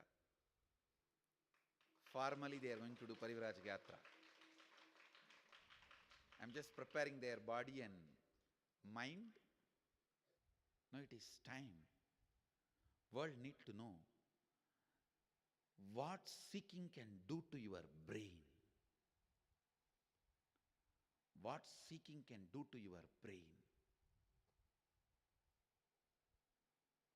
Just these few kids, my first batch, sending them all over the world is enough. In 2 years, I will have 10,000 kids here doing PhD in Hinduism.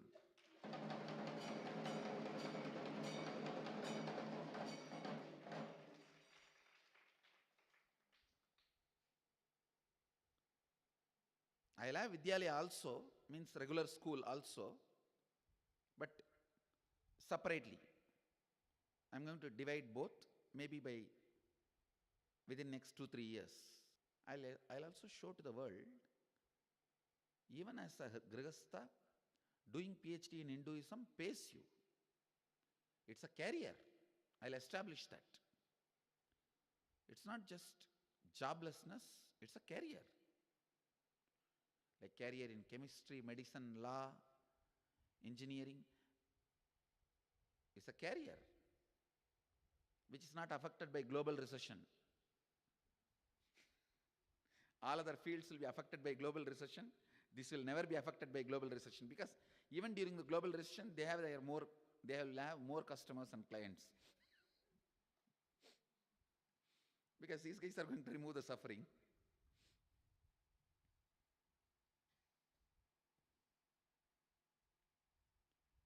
Now I have so much freedom. I'm going to put a few kids to do PhD in economics as per Hinduism, construction as per Hinduism, astrology. Actually, in Hindu tradition, astrology and astronomy are very closely associated. Doing PhD in that line, and doing research on the rituals, different departments like Vaimanika Shastra, everything. Above all, I'll make them demonstrate powers. I think that will be the real way the world will understand what I am doing here. Seeking can change your very brain map. Understand? It can change the very way your brain thinks. The very way the brain functions.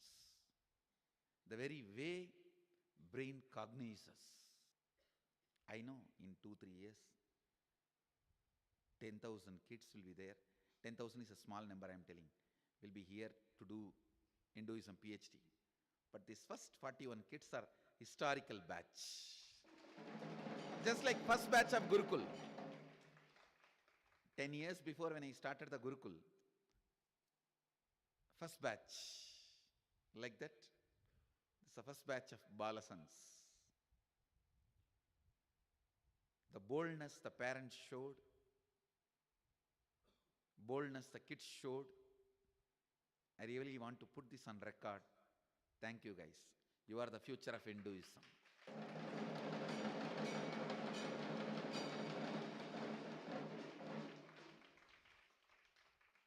The courage parents showed, the clarity kids demonstrated.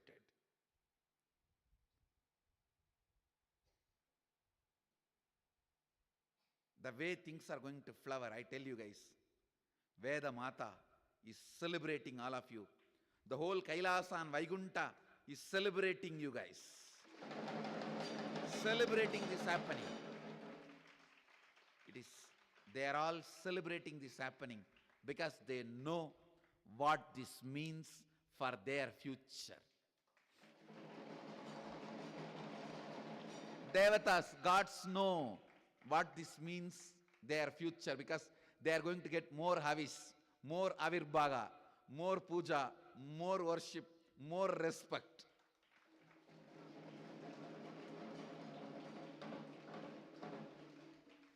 So they know what it means for their future.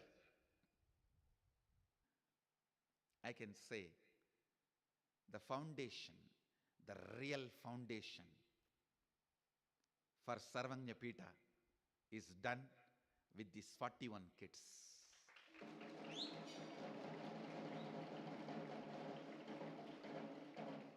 If you have given one kid, understand, you have given 100 crore to Sarvanya Pita. Not just one, you have given 100 crore to Sarvanya Pita. Because even with 100 crores, what I am going to do? Only if the kids are there to study, I can educate them, evolve them, make them express these powers and energy, and train them and send to the world. So if you have given one kid to be Balasant, you have given 100 crore. I am telling you. Much more than 100 crores. I am just giving a rough kind, just to equate. because we understand only numbers now.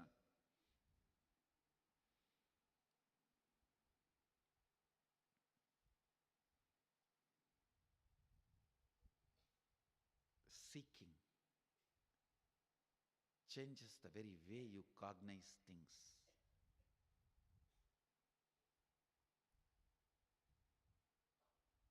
Now I am so confident.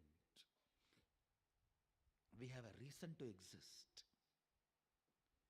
We have a reason to build everything.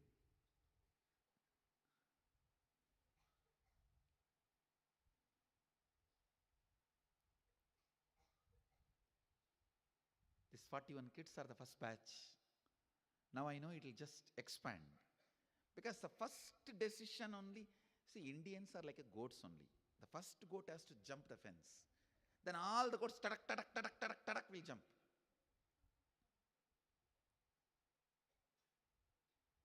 I am not disrespecting you guys by saying goats. The first jumping goat is the guru, guide, then followers. Now the first batch has taken the jump. You will see now. It becomes a trend. It becomes a trend.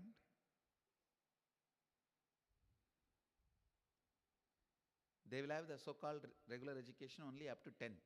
After that, directly they will start working towards the doctorate in Hinduism, various subjects. The essence of Hinduism will become experience,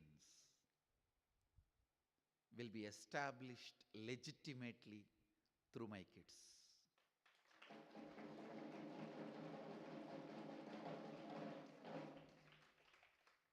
Through my balasans.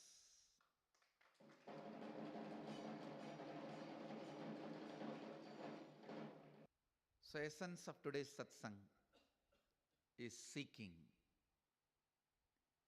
That is the essence of all the last 15 verses of Isavasya Upanishad.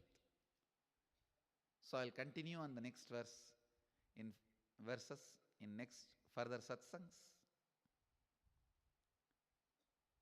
So today we will not have Sarvadarshan, but in further satsangs, I'll sit for you guys for Sarvadarshan. Today I think it's time. So I bless you all. Let you all radiate with integrity, authenticity, responsibility, enriching, causing, living Shuddhadvaita, Suddhadvaita Saiva, living Shuddhadvaita Saiva, the eternal bliss, Nityananda.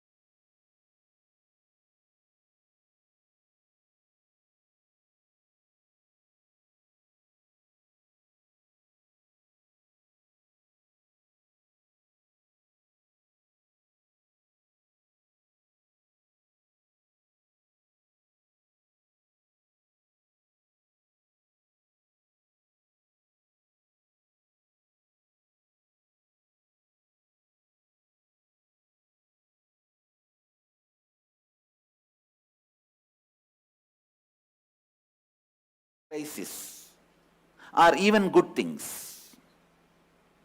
You got married or wife ran away. Now anything can be good, anything can be bad as per the person. I don't know how to define what is good, what is bad. Or you feel like running away with somebody. Whatever it is. I don't want to say what is good, what is bad and all that. But any situation, good or bad, losing or gaining, crisis or peace, joy or pain, suffering or bliss, let seeking become your first response to anything. When there is a pain, look why. Why this? Understand what I said yesterday. Throw tantrum with the cosmos. When you have a stomach pain, don't think why stomach pain for me, but think why first of all there is a pain for humanity. If you think why stomach pain for me, why disease for me, you will only be Buddha. If you think why pain, suffering at all for the whole humanity, you will become Buddha. Understand?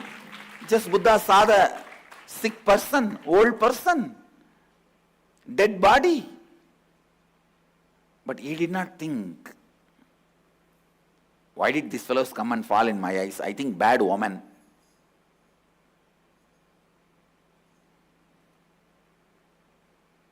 Why did I see these fellows?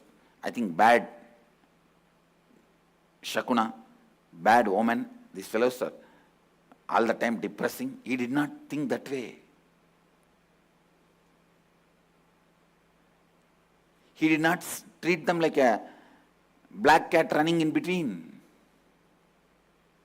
Most of the time when black cat runs across the road, it is not bad omen for you, it is a bad omen for the cat.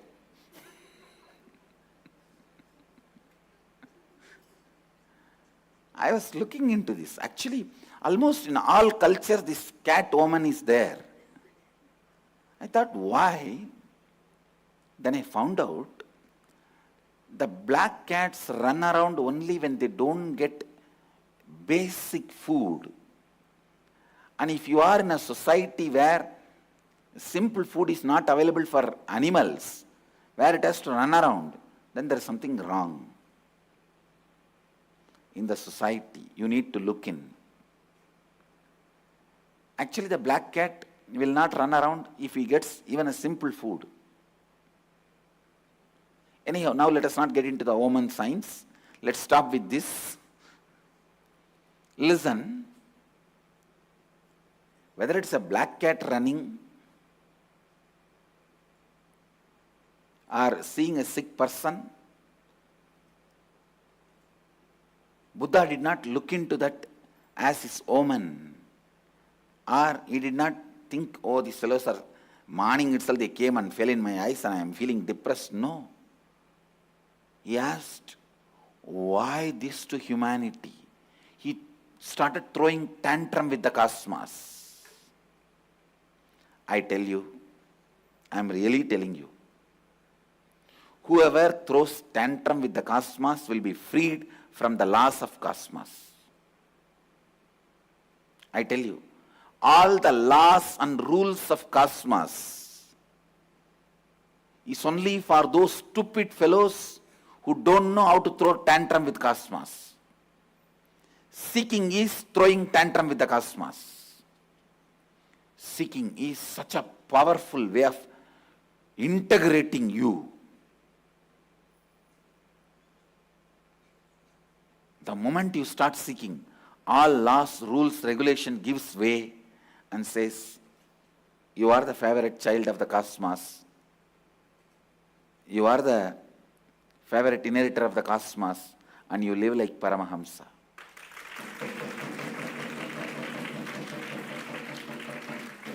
I am telling you,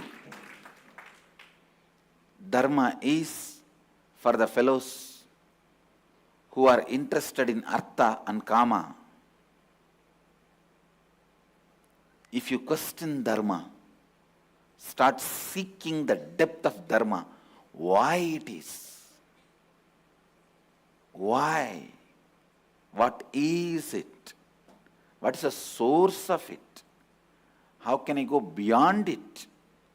If the why can be looked in, if the why can be looked in, with your whole being, if you question why, immediately cosmos frees you from all the laws, rules, regulations.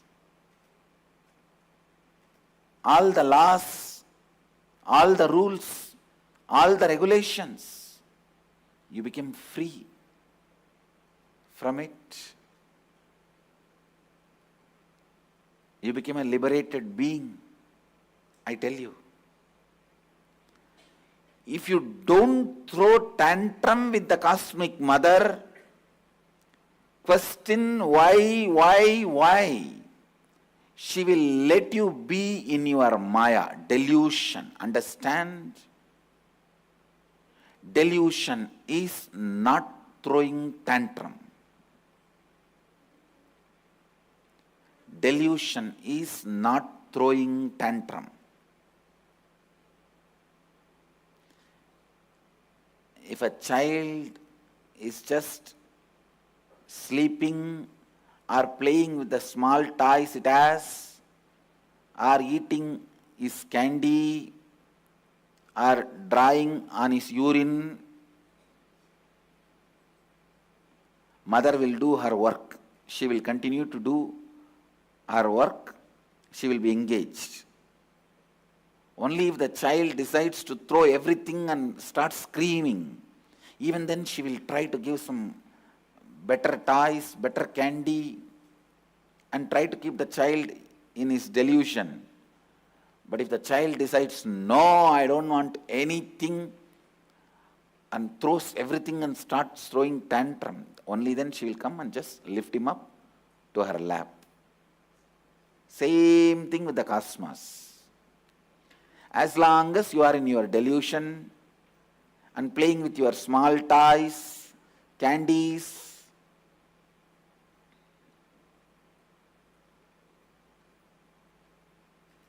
what is your small toys? Your relationships, family, friends.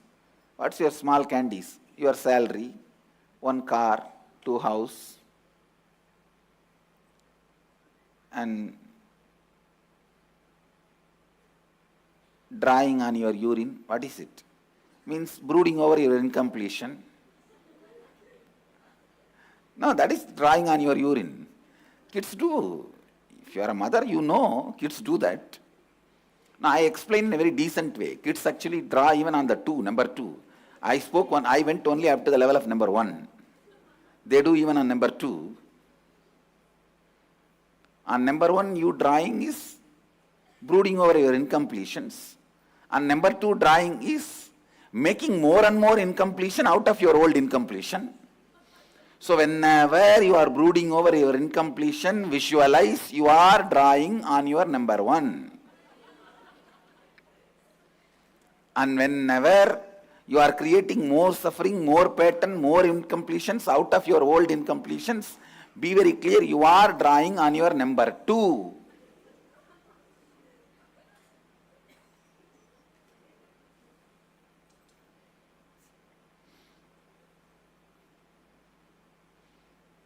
And projecting your incompletions on the master and abusing him means you are putting those fingers directly into your mouth. I don't think I need to describe more detailed. And then the cosmic mother will come and give you some more candies. Come on, better salary, better career opportunity, better house, lottery ticket, 1 extra fitting. She will try to give everything and divert your attention. If you are again back to that, she will say, all right.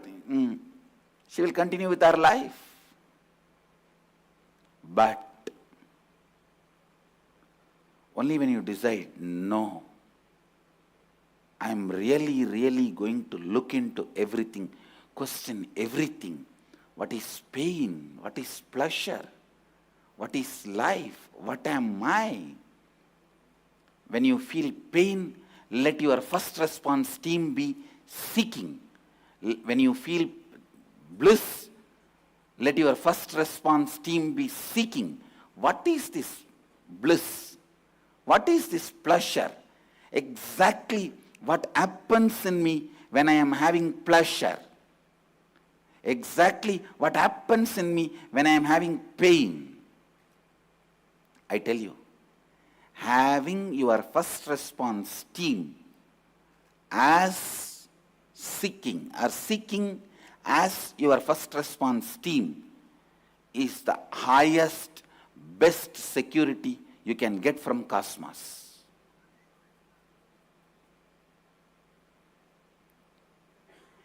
Throughout your life, if the seeking becomes your FRT, first response team, even when death comes, that will be your first response team. When you can seek into the death, you will be enlightened. That's all.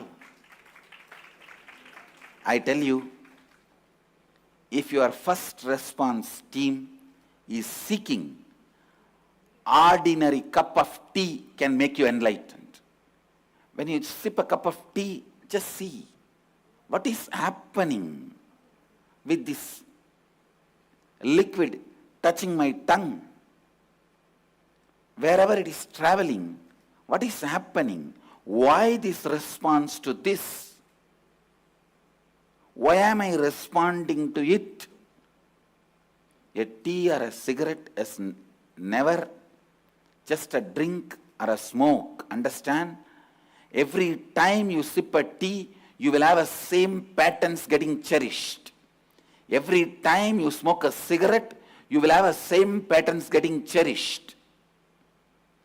If you are an addict to smoking or habitual tea drinker, you will know.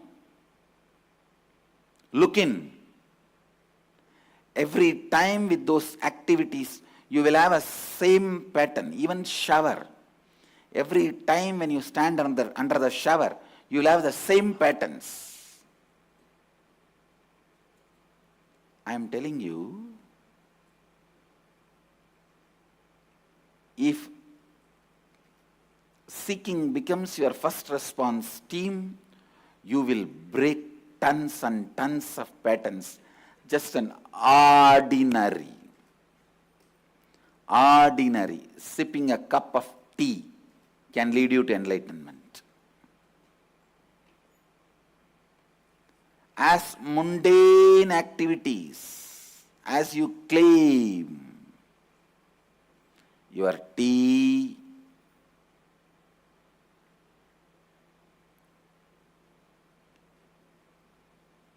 just you reading a newspaper,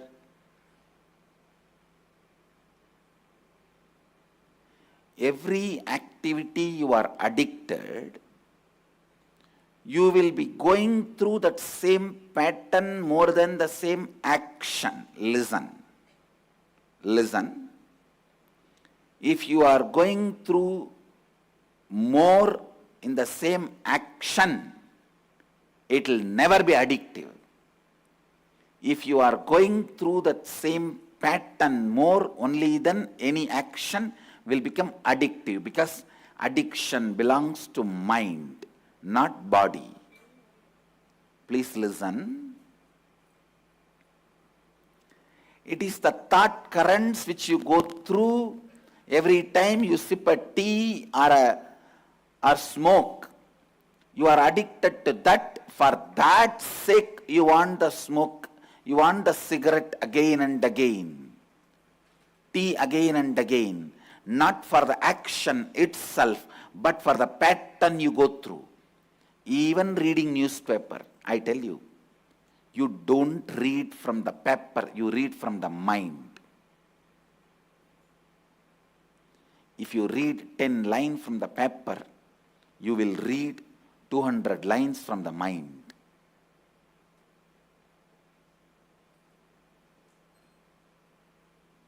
It is what you go through in the mind that you enjoy more. That is the reason many cannot go for 1, 2 without having the newspaper in the hand. Listen, I am defining addiction. All addiction is the mental patterns you go through more than the physical actions you do. When you start enjoying the mental patterns you go through with the same physical act than the physical actions you do, you get addicted to that. Use this definition whether for alcohol, marijuana, newspaper reading. It can be as simple as newspaper reading to as complicated as a sleeping pill or as difficult as making accidents. Please understand, there are many people, accident addicts. At least a small scratch should happen to their car or two-wheeler. Then they feel satisfied. It can be as complicated as accident addiction or as simple as morning can't go to the restroom without newspaper.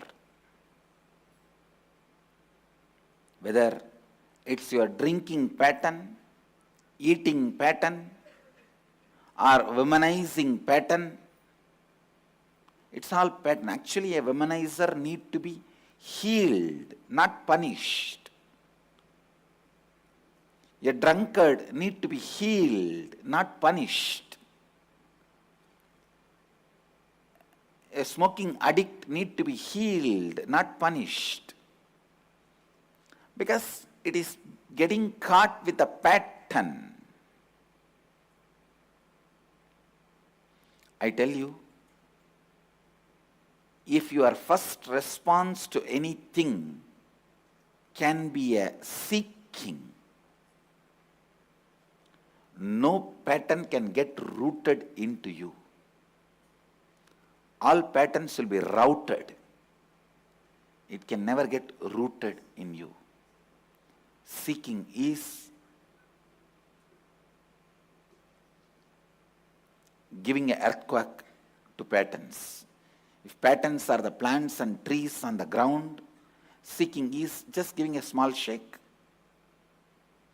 Or I can say big shake. It will collapse. All your patterns will collapse. Whether it is yesterday started or 2000 years before started. Everything will collapse. Everything will collapse. Understand, having seeking as your first response team means living enlightenment. Not having seeking as your first response team means worshipping the ignorance.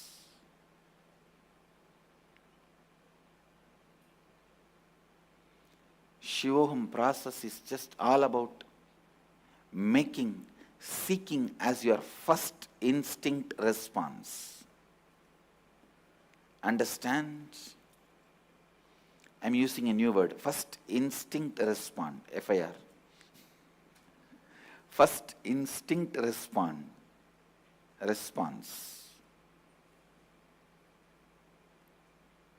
Having seeking as your first instinct response is all I need to do. Giving you the eternal seeking is the job of Mahadeva. With the seeking, naturally comes solution. With the seeking, naturally comes solution.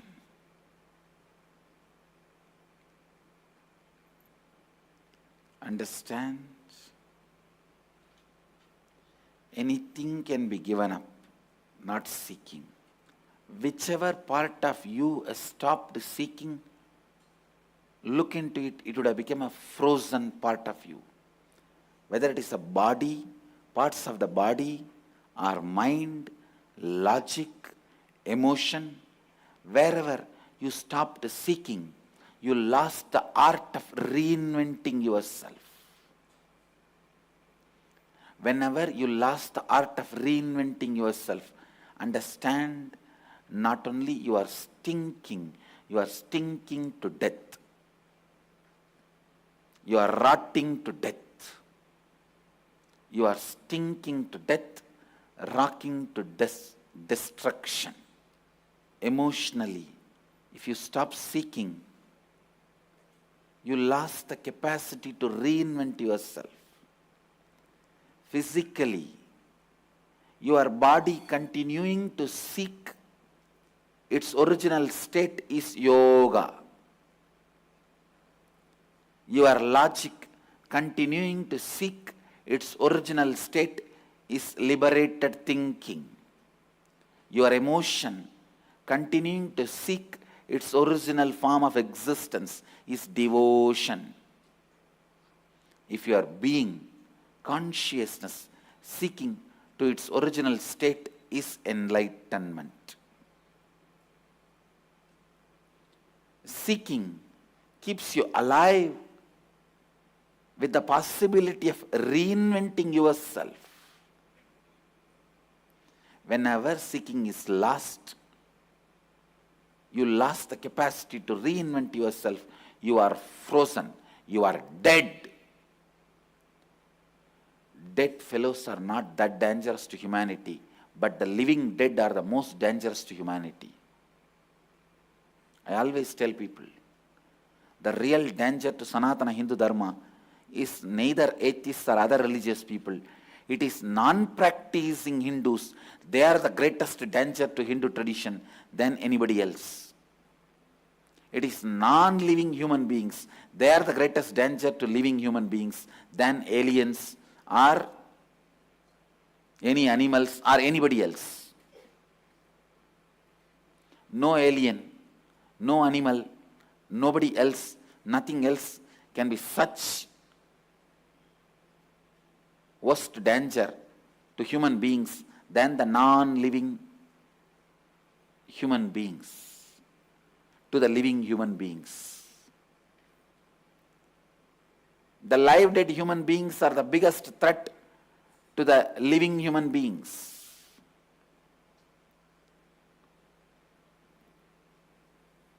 If you see the reality, ghosts have not done so much of bad things to humanity. Never the dead people. It's the living dead. They did all the crisis to humanity who are living. Please understand.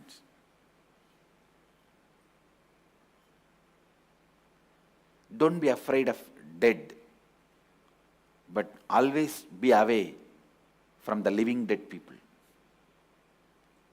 who are frozen, who don't know to reinvent themselves, who don't know realigning, reinventing themselves, who lost seeking.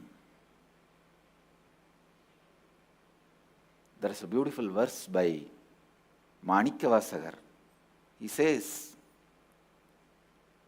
I won't be afraid of seeing a snake or a wild animal, but I'll be afraid of the foreheads. I'll be afraid to see the foreheads which has no holy ash, sacred ash on it, which has no bhasma on it. I'm afraid to see the people who don't take Mahadeva's name in their being, in their heart. Actually, I wanted to sing in that same tone. தேடுதல் இல்லார் கண்டால் வரும் கேடுதல் கண்டு அம்மானாம் அஞ்சுமாரே. The fellows who don't have seeking, if you see them, all the bad things you are going to get, let you be afraid of that. Let me be afraid of that. தேடுதல் இல்லார் கண்டால் வரும் கேடுதல் கண்டு Amana மஞ்சுமாரே. Let me be afraid of seeing the fellows who don't have seeking and the dangers they will cause for us if we even see them. Kandumuttu kettumuttu. If you see them, it is danger, and if you hear about them, it is danger. If you talk to them, it is danger. Because just talking 5 minutes with you, they can destroy your seeking and put some stupid ideas into your head and go away. After that, you have to be sitting and cleaning it up. It's like some guest comes and does 1, 2, 3 everything in your hall and goes out, and you are sitting and cleaning it with phenyl for 10 days. That is much better than this. Giving you the ultimate seeking and teaching you how to throw tantrum with the cosmos and making you experience liberation is all the Shivoham process. If you have to get the attention of an elephant, just being an ant will never be sufficient, will never be successful. You'll have to at least come to the level of a bird and create a sound so that elephant can turn and see you. Same way with the cosmos. As an ordinary broken human being, you can never get the attention of the cosmos. Raise yourself by seeking, you will see cosmos responds to you. If you question why me, you will only be punished more and more. If you question why is it first of all, you will be liberated. If you question why pain for me, you will only be attracting more and more. If you question why first of all there is a pain for human beings, you will be liberated. Seeking means having basic questions. First things first. First things first is seeking.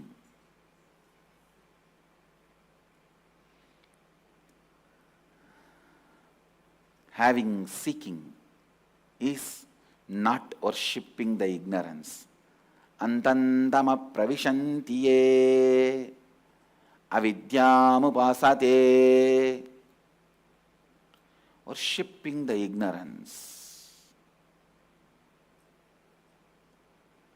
Putting the seeking as your first response team is what I am doing in Shivoham process.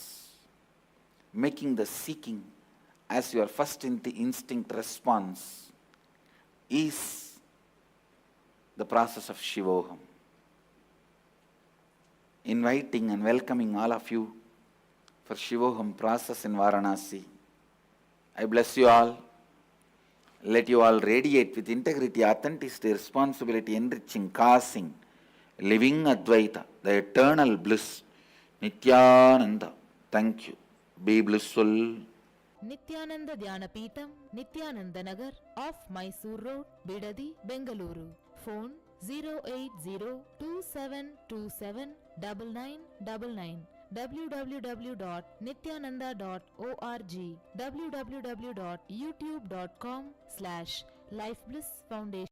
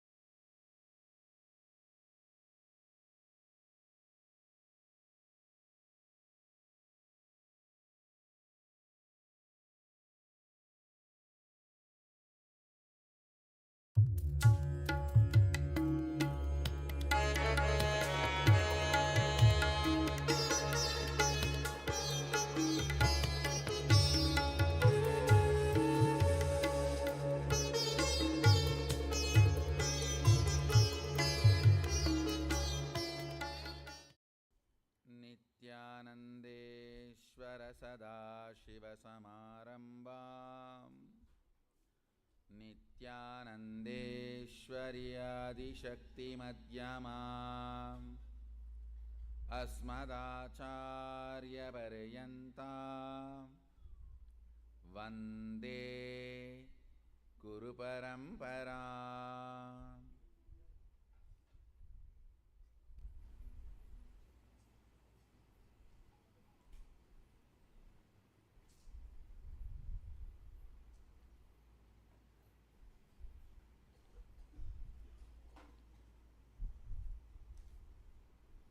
I welcome all of you with my love and respects. I welcome all the devotees, disciples, Samajis, Satsangis, Sri Mahans, Mahans, Kotaris, Tanedas, the new beings, superhumans,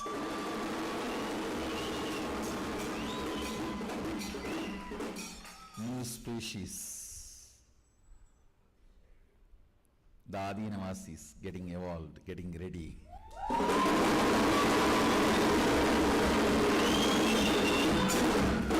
I welcome all of you with my love and respects.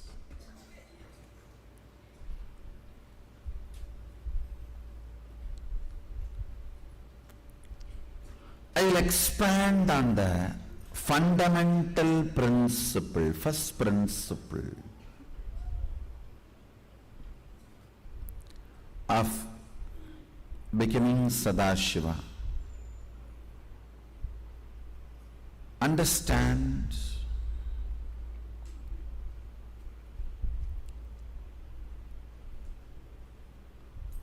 the first principle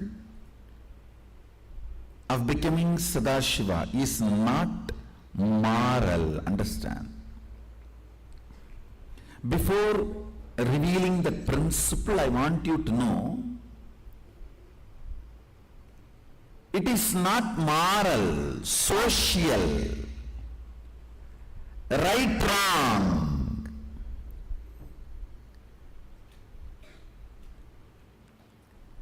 Actually, I am neither social nor anti-social. I am above social. Really? Society is irrelevant to me, redundant.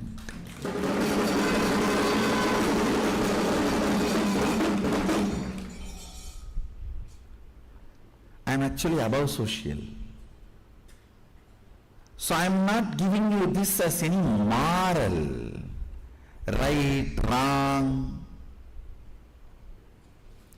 I am giving you this as the first principle to have a superconscious breakthrough, becoming Sadashiva. Understand? It is directly from the revelations of Sadashiva. Vedas and Agamas are the revealed scriptures of Hinduism. They are not written scriptures. Please understand? Neither written nor compiled. Vyasa is only an organizer, not editor, compiler, writer. He is neither author nor compiler or editor. He is just an organizer of the Vedas and Agamas. So listen. The first principle is integrity. It needs to be understood. The first level of integrity only is the thought current you are cherishing with you and others, treating it as life. It's only a first level of integrity. Understand? Understand the words I am using. I am not saying the word you give it to others and the word you give it to yourself. I am giving you the grace. The word you give it to others and word you give it to yourself many times is a spontaneous lie. I am even ready to forget about that. I am only saying the thought current you cherish. See, if I have to go to the detail of the word, sometimes people ask, what is time now? You may say 8:31. Who knows it is 8:31? Based on this clock we tell it's 8:31. So the word you give may be sometime right, wrong, false, true. So I am not even bothered about that. The thought current you cherish. I need to tell the time after verifying with all my abilities. So that is the thought current. Understand? My intention to tell the time is right. I am not interested in lying. I want to tell the right time to him. But whatever research I can do with my intelligence and with the available infrastructure, with that I will do it and tell. This is thought current. All of you understand the difference between thought current and a word?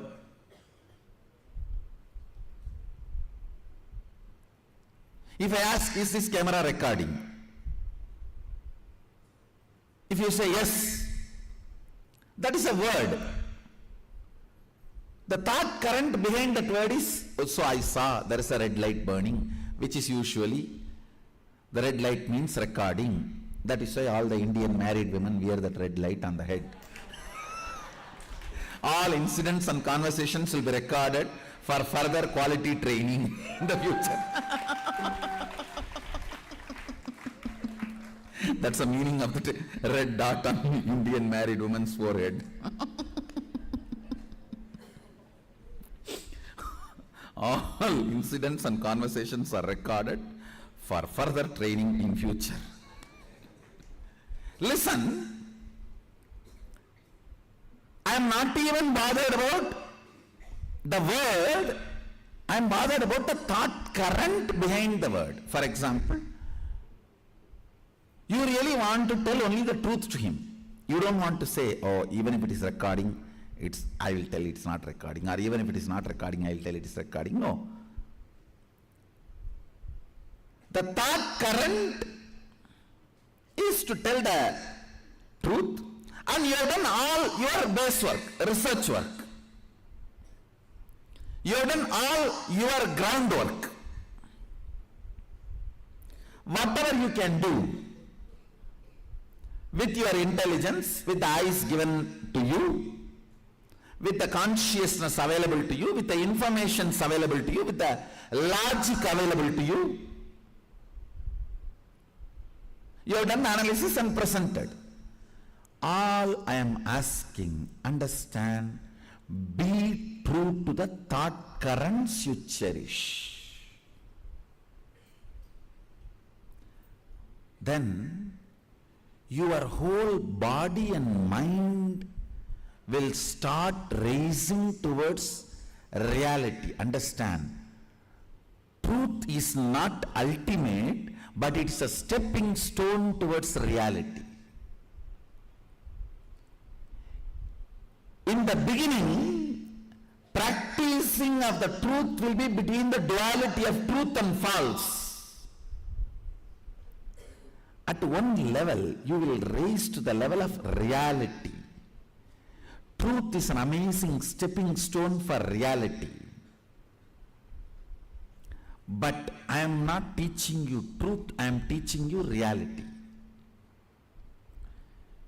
Listen carefully. Now I am making one more statement. I am not teaching you morality.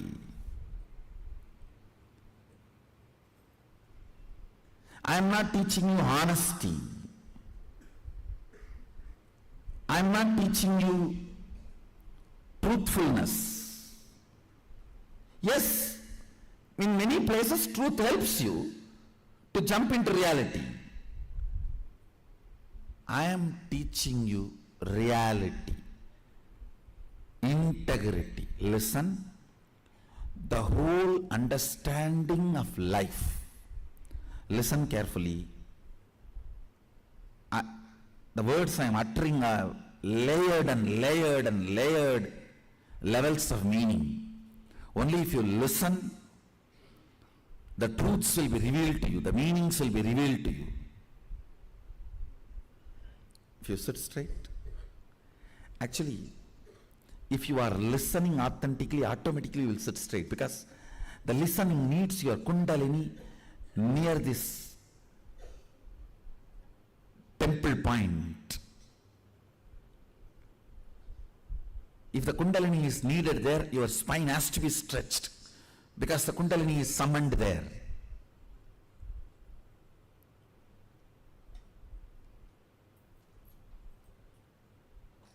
Listen carefully. Being true to your thought current, it can be making business, it can be making pleasure, it can be a beautiful artistic expression of who you are, it can be about a very logical study or understanding you are going through. Anything is okay. When you are true to your thought current of becoming doctor, you become a great successful doctor. When you are true to your thought current of becoming lawyer, you become a great successful lawyer. Successful but not great.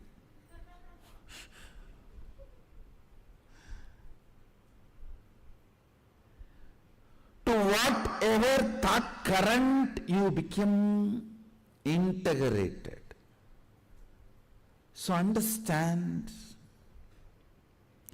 the fundamental principle,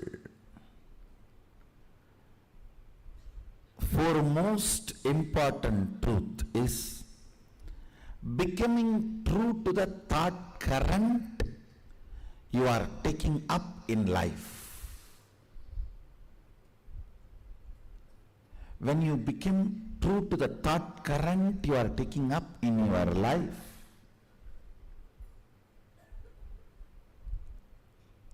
unimaginable, understand, unimaginable, unexpected doors open for you.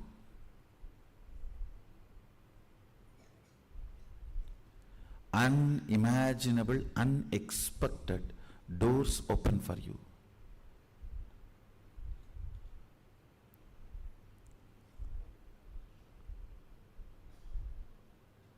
Resources of the cosmos.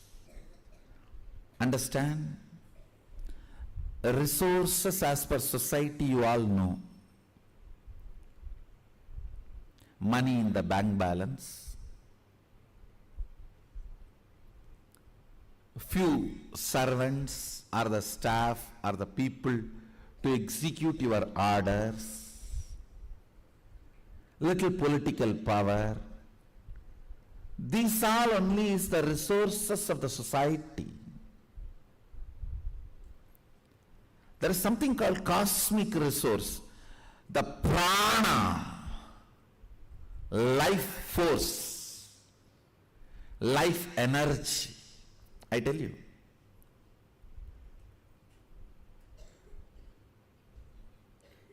The backbone geometrically integrated to the cosmic flow through yoga. Understand? I am defining yoga. Yoga is not stretching exercises. Aligning your backbone to cosmic geometry.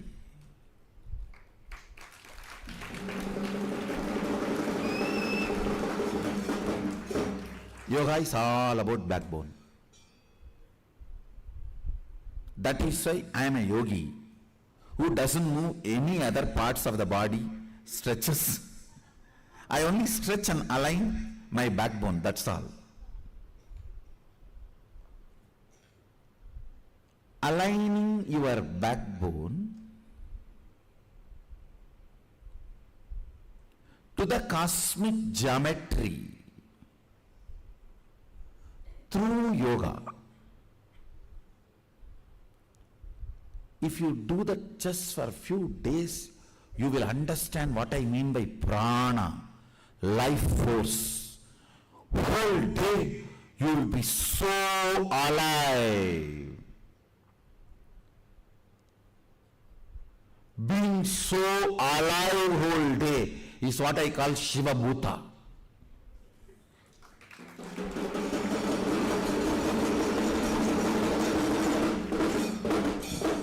So much of energy in your spine, in your backbone.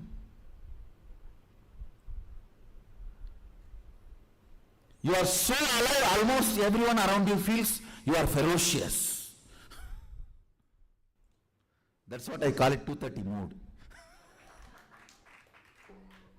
This mood starts in my quarters in early morning 2:30.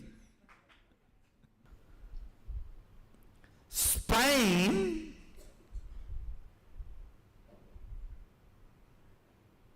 feeling your existence is called prana.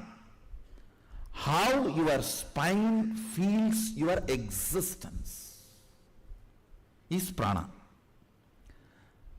This is one of the cosmic resource. Understand?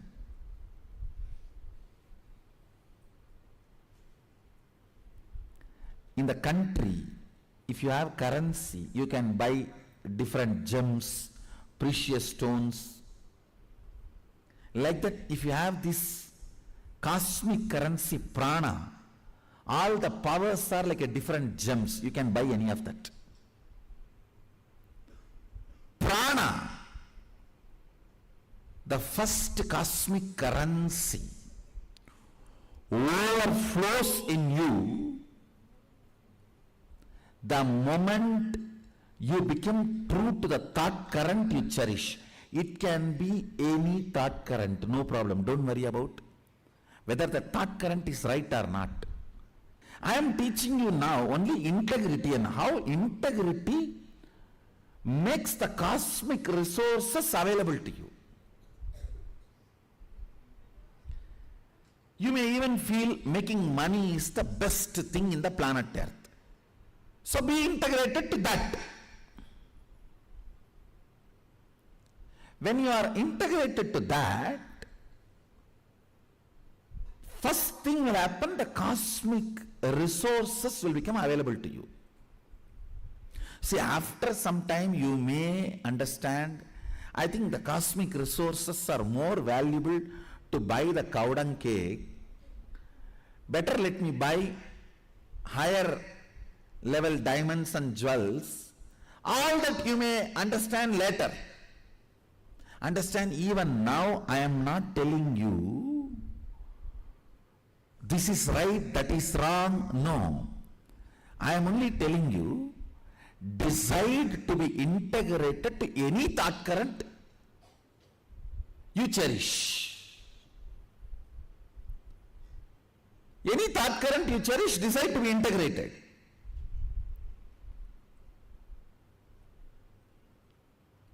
Because that makes cosmic resources available to you. When you decide to be integrated to the thought current you cherish and you stretch your backbone, align it to the cosmic geometry, align it to the cosmic geometry through Shivastambha Yoga, Shivakamba Yoga, or the rope yoga, or Surya Namaskar, or the Nityananda Yoga. The cosmic resources like prana will become available to you. And one more thing, if you decide to be integrated to the thought current you cherish, listen carefully, this is very important. You don't even need to do separate yoga. In the whole day, in your actions, your body will automatically start getting aligned to the cosmic geometry.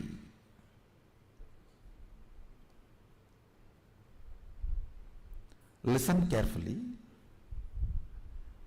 Whether it is 108 Tandava poses or 1008 asanas, kriyas, bandhas, mudras, all this is nothing but integrating your spine to the cosmic geometry.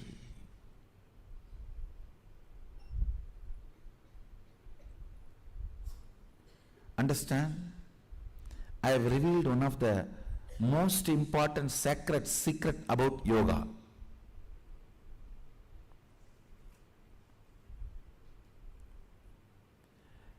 When you align the spine to the cosmic geometry, intense prana is infused that keeps you so awake. Almost people will feel you are a Bhuta, Shiva Bhuta. Yogi, Rogi, Bogi, all three cannot sleep in the night. Bogi, because too low prana, he cannot sleep. Disease.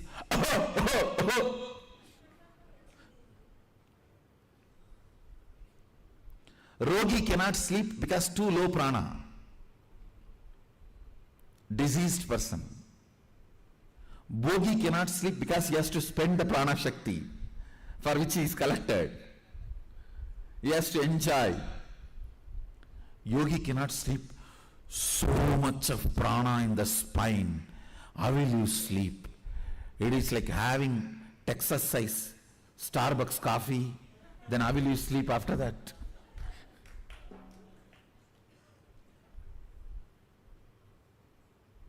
I am afraid of these Texas size items. Now whether burger or coffee, anything, Texas, they feel it's a pride.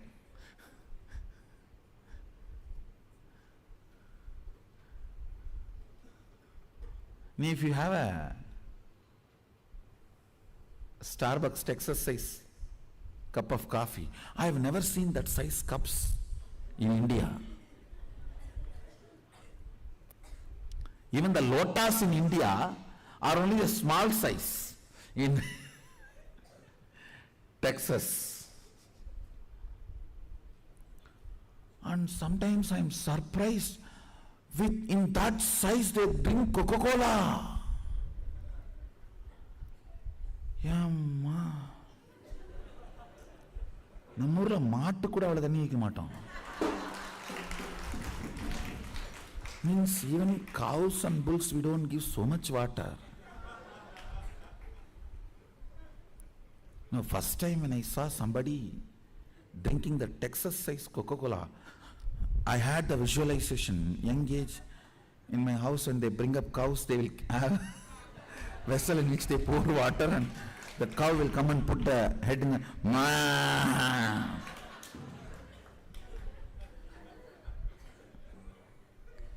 After that big cup of coffee, you can't sleep. Actually, you will feel exactly like that 24 hours. You won't feel sick. You will be so alive. You will not even believe if you don't sleep, you will fall sick. You will not even believe that idea. You will be so alive in your spine. Cosmic geometry. Your body will get aligned to the cosmic geometry. Let me explain the word cosmic geometry.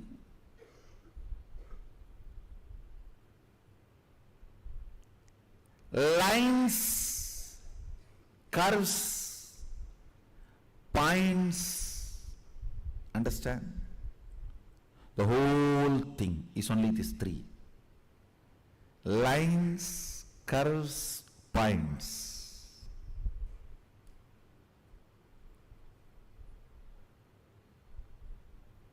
Nada bindu kala. Lines is nada, points is bindu, curves is kala, flow.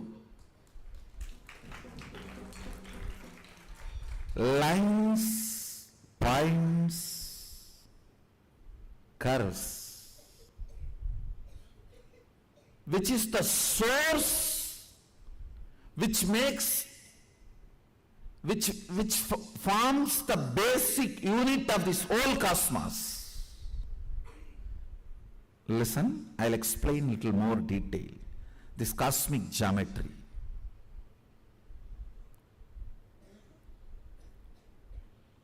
There are certain proportion of a curve, line, point, when they join, they become independent intelligence, alive.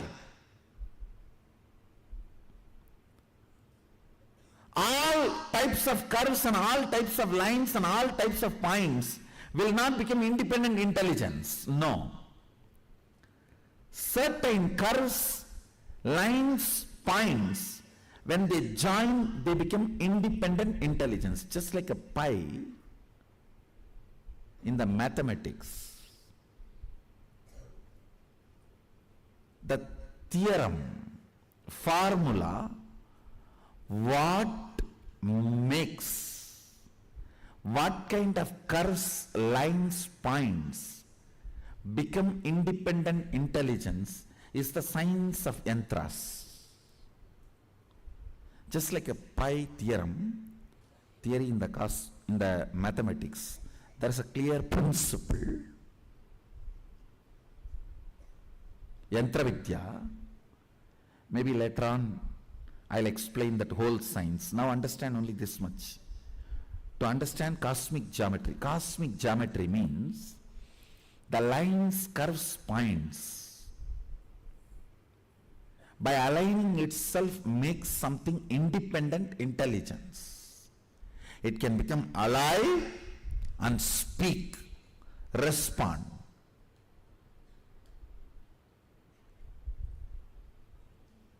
Stretching your body and aligning it to cosmic geometry every day will push your original biomemory with which you created this body out and force you to follow it. Understand? If you squeeze your backbone and stretch it to the cosmic geometry, in your bone marrow, core, biomemory, you have the original recording of why you assumed the body. The fundamental motherboard functioning software, the software which leads the motherboard, that software will become active. Why? Your motherboard is brought to existence. Understand? With motherboard you can do thousands of things, but there is some fundamental principle called why your motherboard was brought to existence. So why you brought your life to existence? Listen. You will understand nobody else brought you to existence other than you. As long as you think somebody else brought you to existence, you will be cursing them.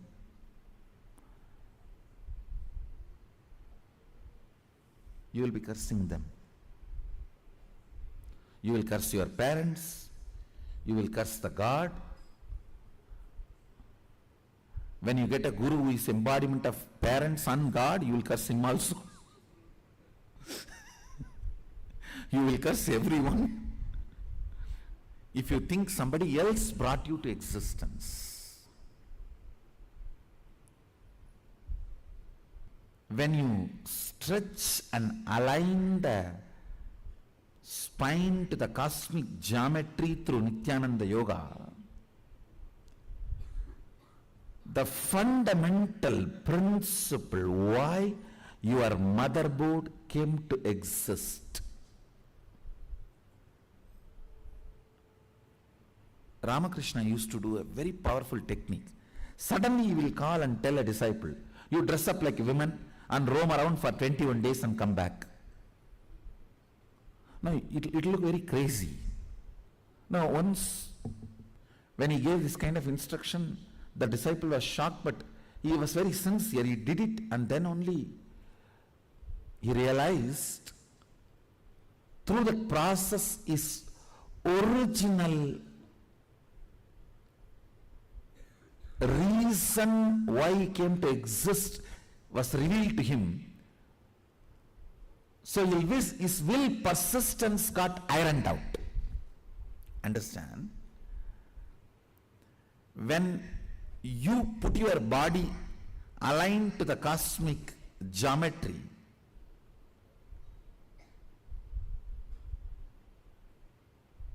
your body may become crooked, but your will become straight.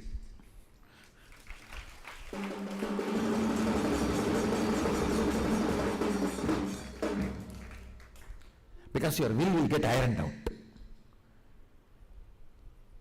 Knowing the purpose of why you brought yourself to existence happens to you when you decide to be integrated to the thought currents you are cherishing. Understand? The thought currents you are cherishing may be like a cloud in the beginning. But if you go on cherishing that cloud, suddenly it will move out and you will see the sun. If you think, oh, it's all cloudy and start looking some other direction, you will never see the sun. Sun is the goal, means even if it is cloudy, continue to look at the sky. If Sadashiva is your goal, even if it is wrong thought current, continue to be integrated to it. Understand? Kids are playing. What to do? Now I am no more just Dakshinamurti all alone sitting under the banyan tree. A huge Shiva Kutumba.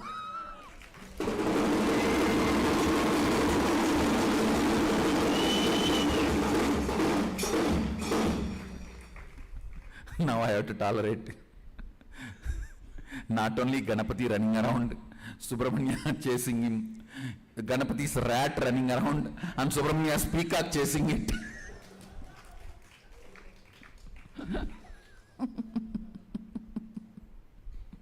And Devi's lion trying to threaten everything, and Nandi trying to make discipline all of them, saying, I sit straight, learn integrity.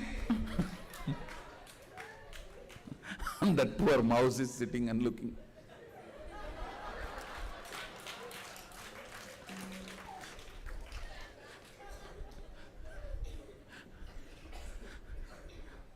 Peacock trying to be very attentive. What is integrity? And this fellow mouse, have one laddu and let him teach you. Now I have to deal with all these scenes. It's not that I am just Dakshinamurti sitting all alone under the banyan tree with that serious spine erect, Sabda Rishis.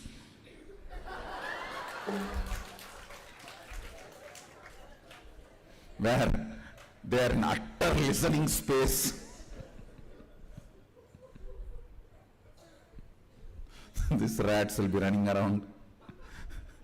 Peacock will be moving around, and Nandi will be taking a separate class for all of them. And the Subramanya and Ganesha will neither sit with Sadashiva's class nor they will sit with Nandi's class. They will be running around independently. Neither Nandi can control them nor Sadashiva can tell anything. Integrated to the thought current, you are cherishing. See, how to change the thought current to the ultimate reality, I will teach you later. You don't have to bother about that now. Now let us first align to find out what is the thought current we are cherishing and be integrated to that. So the first homework we have done is penning down all the places where we were not integrated. Today we will have the next step. All the thought currents we cherish as joy. Understand? Anything you cherish as joy in the secret most, innermost part of your heart, corner of your heart, is your goal, is your purpose. Whether it is right or wrong, you need to change it or not, that is second. First, know what all the secret crushes you have. Understand, unless you crush your crush will crush you.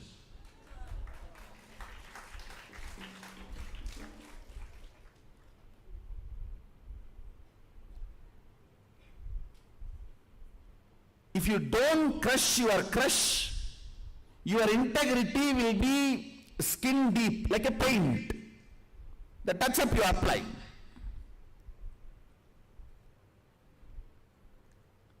With the Fair and Lovely, you cannot heal bone cancer.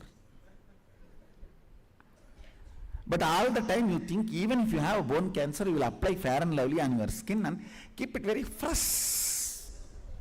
In the whole world, most stupid 3 countries are India, Bangladesh, Nepal. Largest consumers of fairness products, which does not give any result, and no established clinical research prove the efficacy of any available fairness products. Understand? There is no established credible clinical research proves the credibility of the fairness products other than few actors and actresses appearing in the screen. You cannot cure bone cancer through Fair and Lovely. Same way,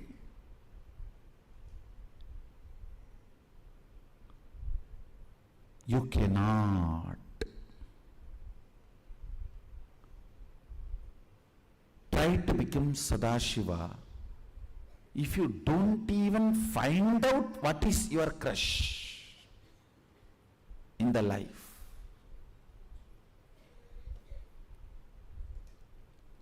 Understand, if you try to become Sadashiva without even doing the basic homework, I have seen people, they try to be integrated to me, but they think integrity with me is enough. For all the regular life decisions everywhere, they will have another strategy, which is their cunningness, based on their understandings from life, right, wrong, what works, does not work. With all that, they have a cunning strategy. They think they are very shrewd. And they can use that as a strategy and become successful. Understand, if your shrewdness is cunning strategy, integrity is 3 cunning strategy. Mukkan.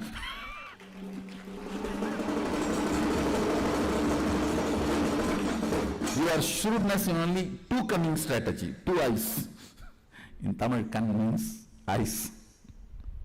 Integrity is three cunning strategy. No blind spot is left out. Understand? With your shrewdness, there will always be blind spots. If you feel left out by somebody or society, you have left out some of your blind spots. Integrity will remove all blind spots from your life. Today it is all about removing all blind spots from your life. Nothing is wrong. You want to have a vacation home in Thailand?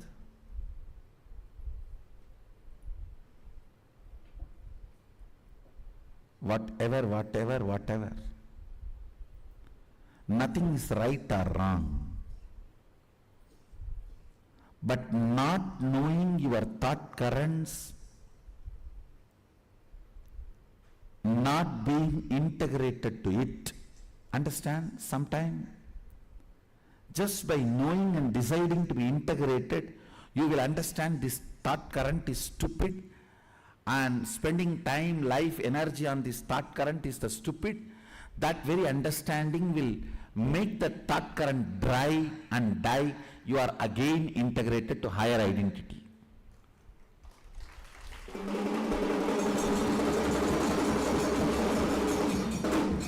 Whether you fight for it, whether you die for some thought current or kill the thought current, be integrated to it first. When you are integrated, sometimes you will die for it, sometimes you will kill it. Anything is okay. Either die for it or kill it, but be integrated to it. No question of keeping them as blind spots.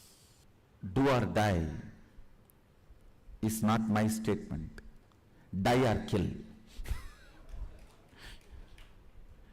Either you die for it or you kill it. I know today all of us are ready. Today I am going to start the first initiation in mandala.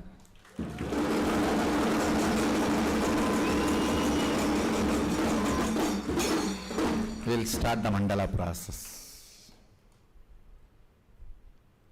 And bringing integrity in your very bone marrow. Cherishing the thought current with integrity. Either spit it out or cherish with integrity.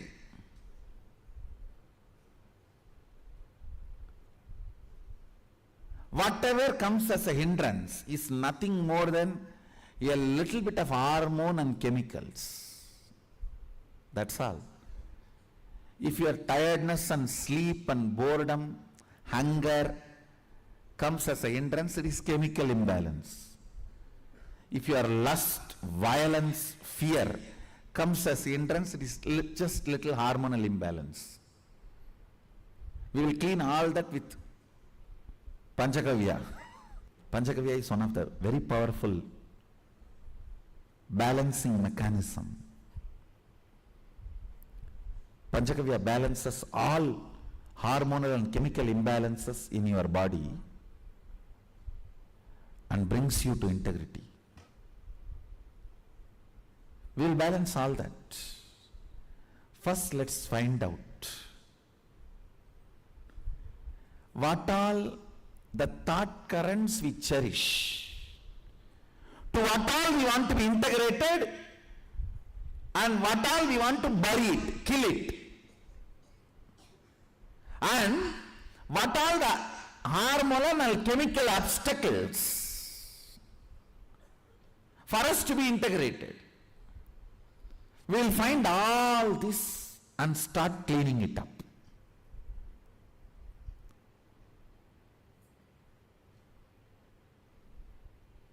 So the real Swachh Sangha starts today.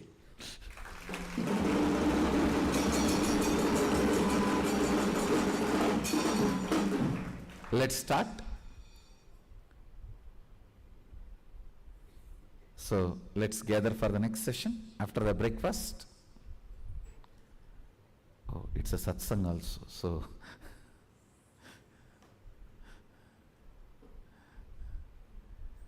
all the people who have come for satsang in Bangalore Adinam and all over the world, I bless you all. So the essence of today's satsang is discovering your thought currents and being integrated to it. So either it gets killed or you give your whole life to it. But integrity. So integrity is like a third eye. From Sadashiva's third eye, he manifested the whole universe. And just through the same third eye, he destroyed, burnt Manmata and Tripurasuras. Same third eye, mother for the whole universe, killed Manmata and Tripurasura. When you are integrated to your thought current, some of them become reality, means whole universe manifests, the universe you need. Some of them get burnt, means fantasy, which is not required. Non-required thought currents will automatically be burnt. Required thought currents will automatically become reality. Let's start the process today. All the satsangis who are here in Bangalore Adinam and two-way video conferencing, all the Adinams,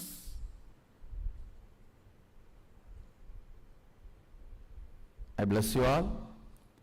Let's all radiate with integrity, authenticity, responsibility, enriching, causing, living Shuddhadvaita Saivam. Sadashivoham, the eternal bliss, Nityananda. Thank you. Be blissful.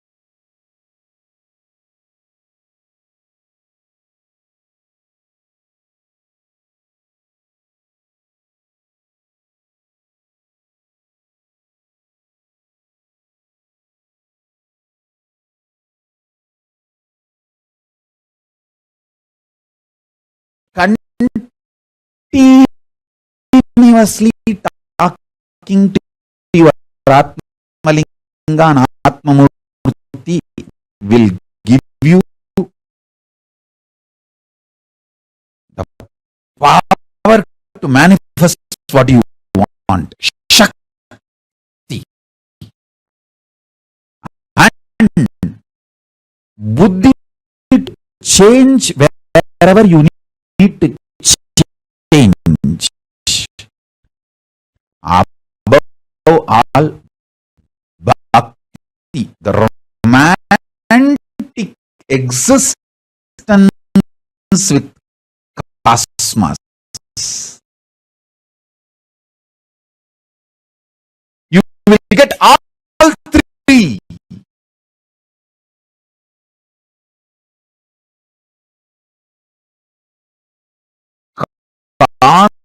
Constantly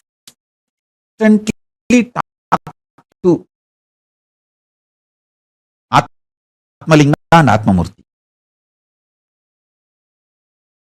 Listen.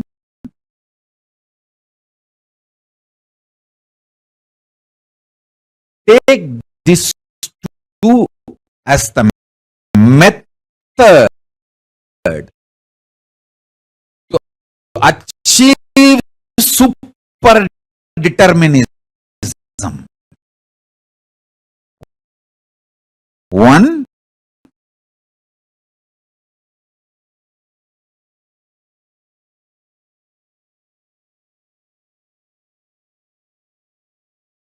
decide to come to the powerful conclusion you are Paramashiva because that is the truth.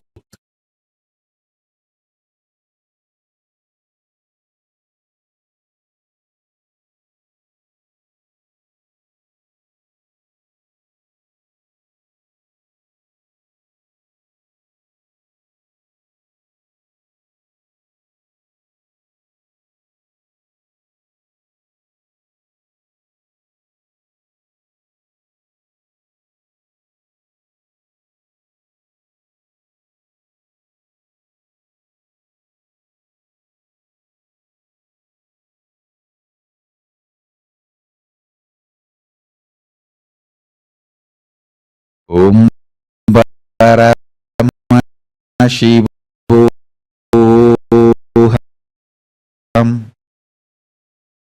Om Nityananda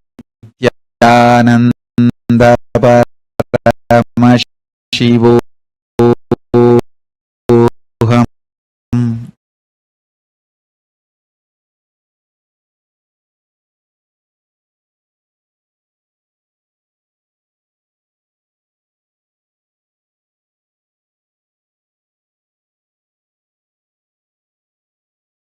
Second, continuously talk to Atmalinga or Atmamurti.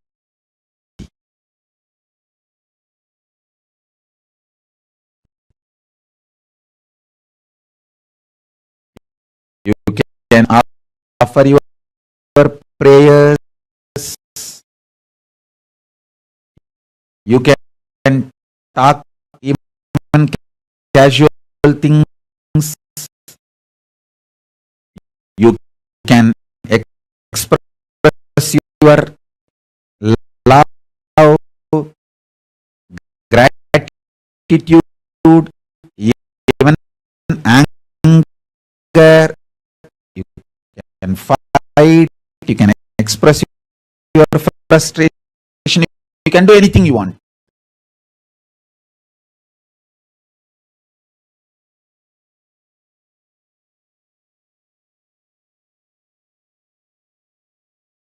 And I commit with you, I will respond to you immediately.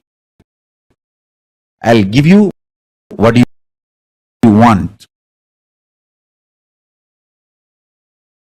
Shakti to manifest your life as you want.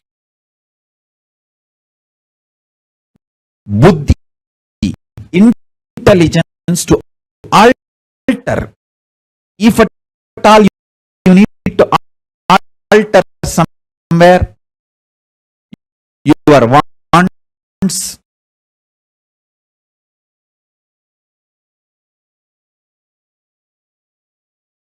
for your greater, better, complete life.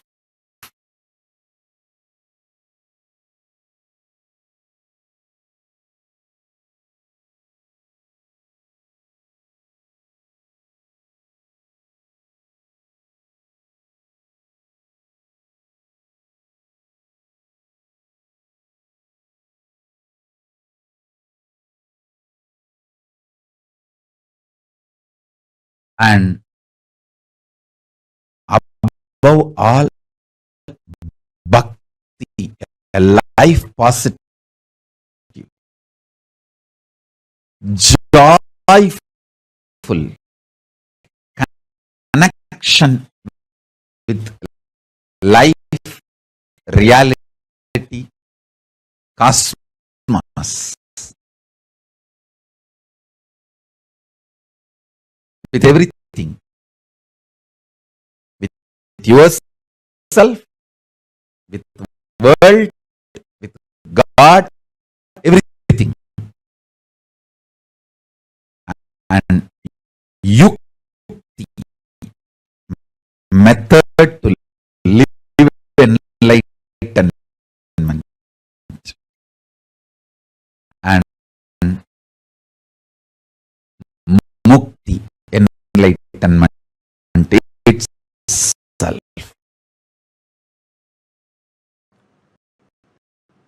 I'll give you the example of Ganga Avataranam. The Gangadhara Murti's story.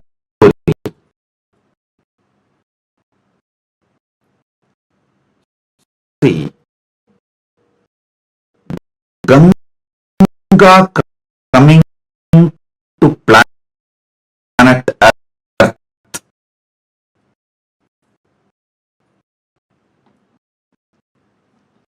and washing away the sins of Bhagirath's ancestors.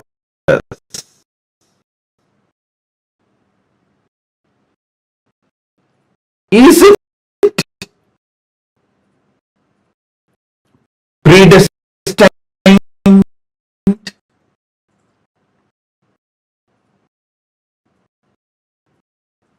Is it His will? Is it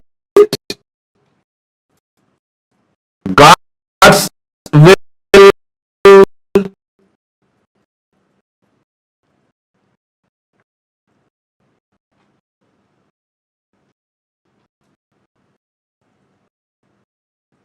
If you analyze the answer is no.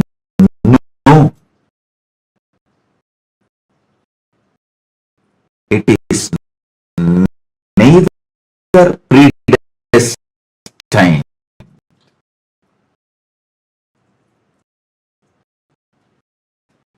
nor God's will.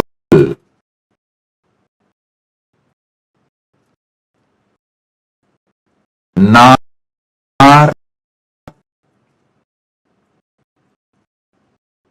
the free will of Bhagirath.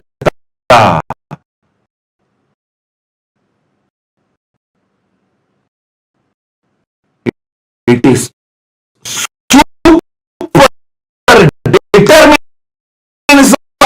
of Bhagirath.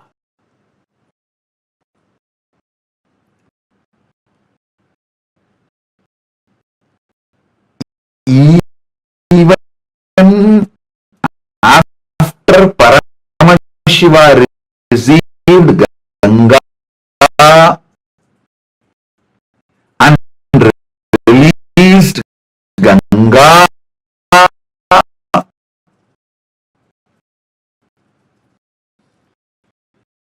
even after Paramashiva released Ganga, it was not happening.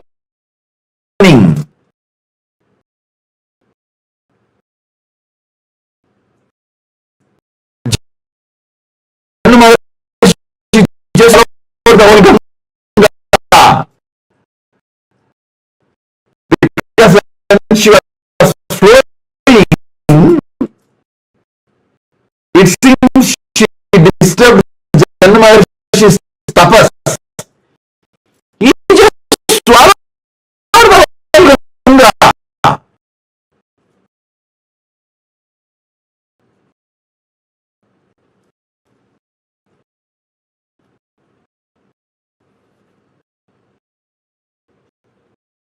Is it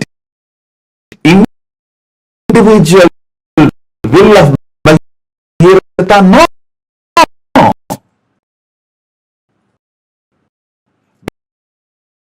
Because he needed to do tapas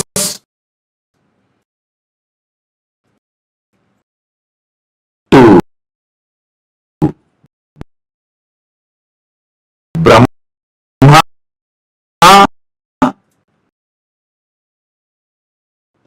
and receive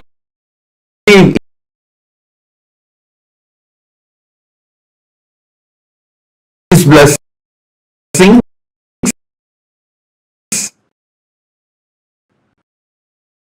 to release Ganga. Then he needed to do tapas towards Paramashiva to hold Ganga on his head.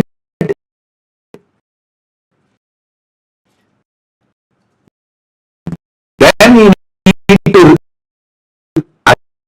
again do tapas to Paramashiva to release Ganga in a controlled way.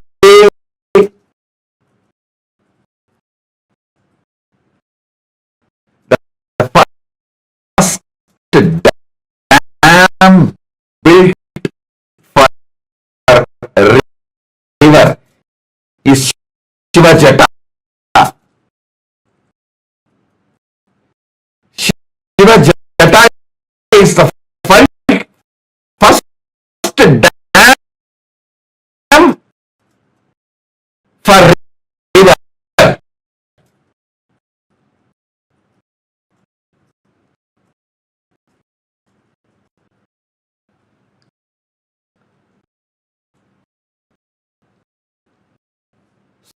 So very controlled way Ganga was released, but even after that the problem was not solved.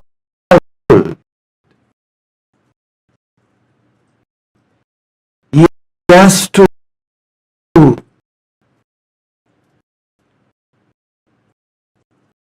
do tapas towards Janma Maharshi and ask him to release Ganga.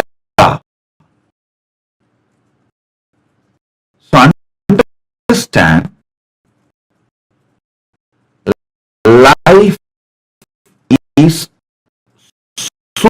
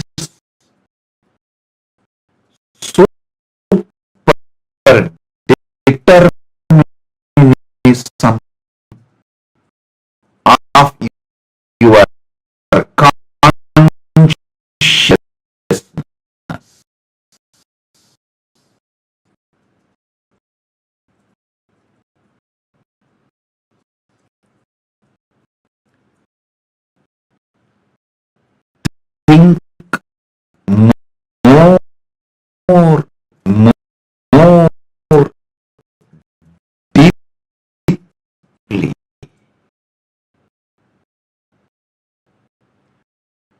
Meditate on this. There's a layers and layers of truth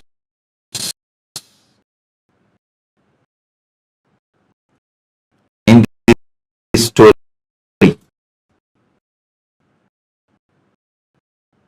There is layers and layers of truth in this story.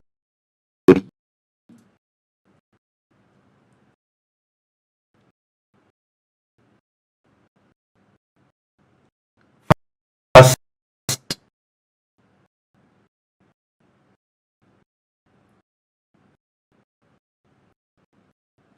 Bhagirath decides to bring Ganga to liberate his forefathers from their karmas, sins,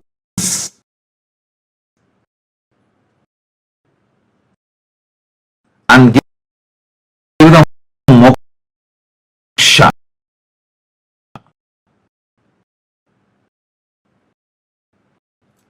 Then he doing tapas towards Brahma,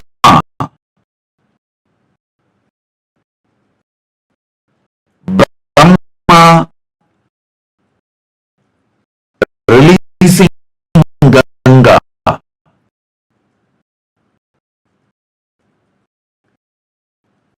even after Ganga was released, she was rushing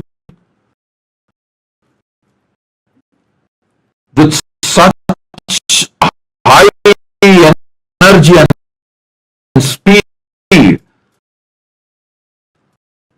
All the vertical zones on her way from Brahmaloka, when she was coming, she was literally destroying all the vertical zones. So all the gods got terrorized.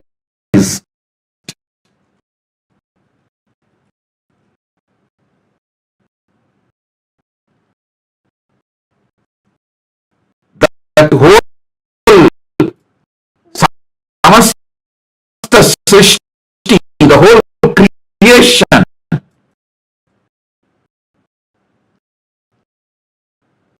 may be destroyed.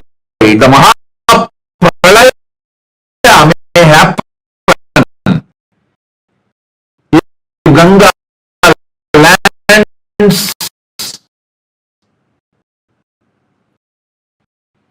from Satyaloka through all the vertical time zones, from Satyaloka to Tapoloka, and all the vertical time zones.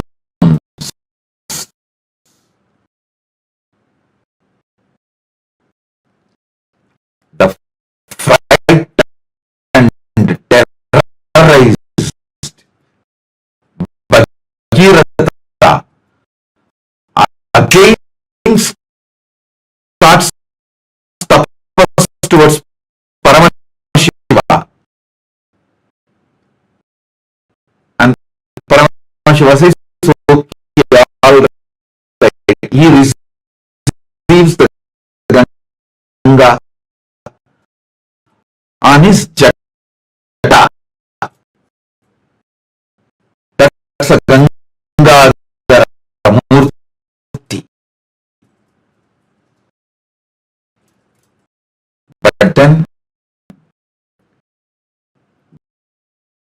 is stuck in his jata.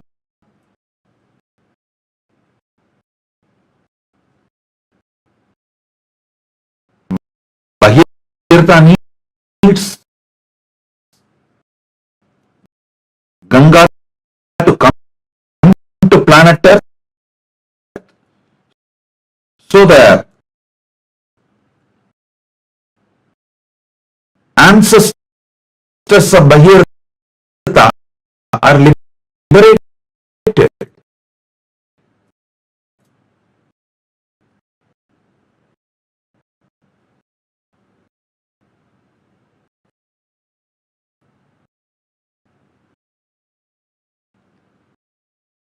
So what to do? Again,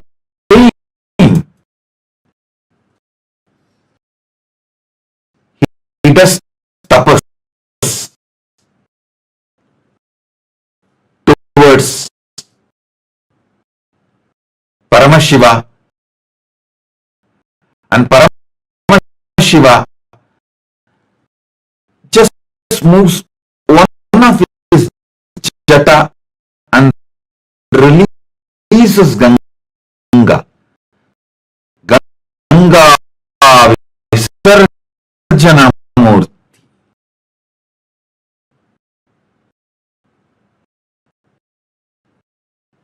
He manifests as Ganga Visarjana Murti.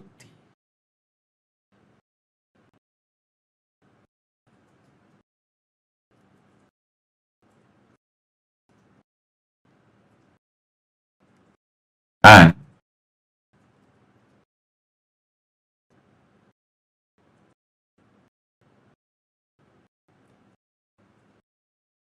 again, when she was coming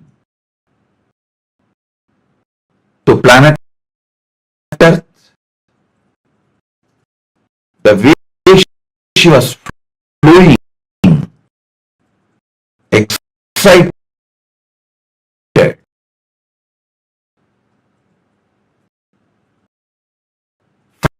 from Maha Kailasa to this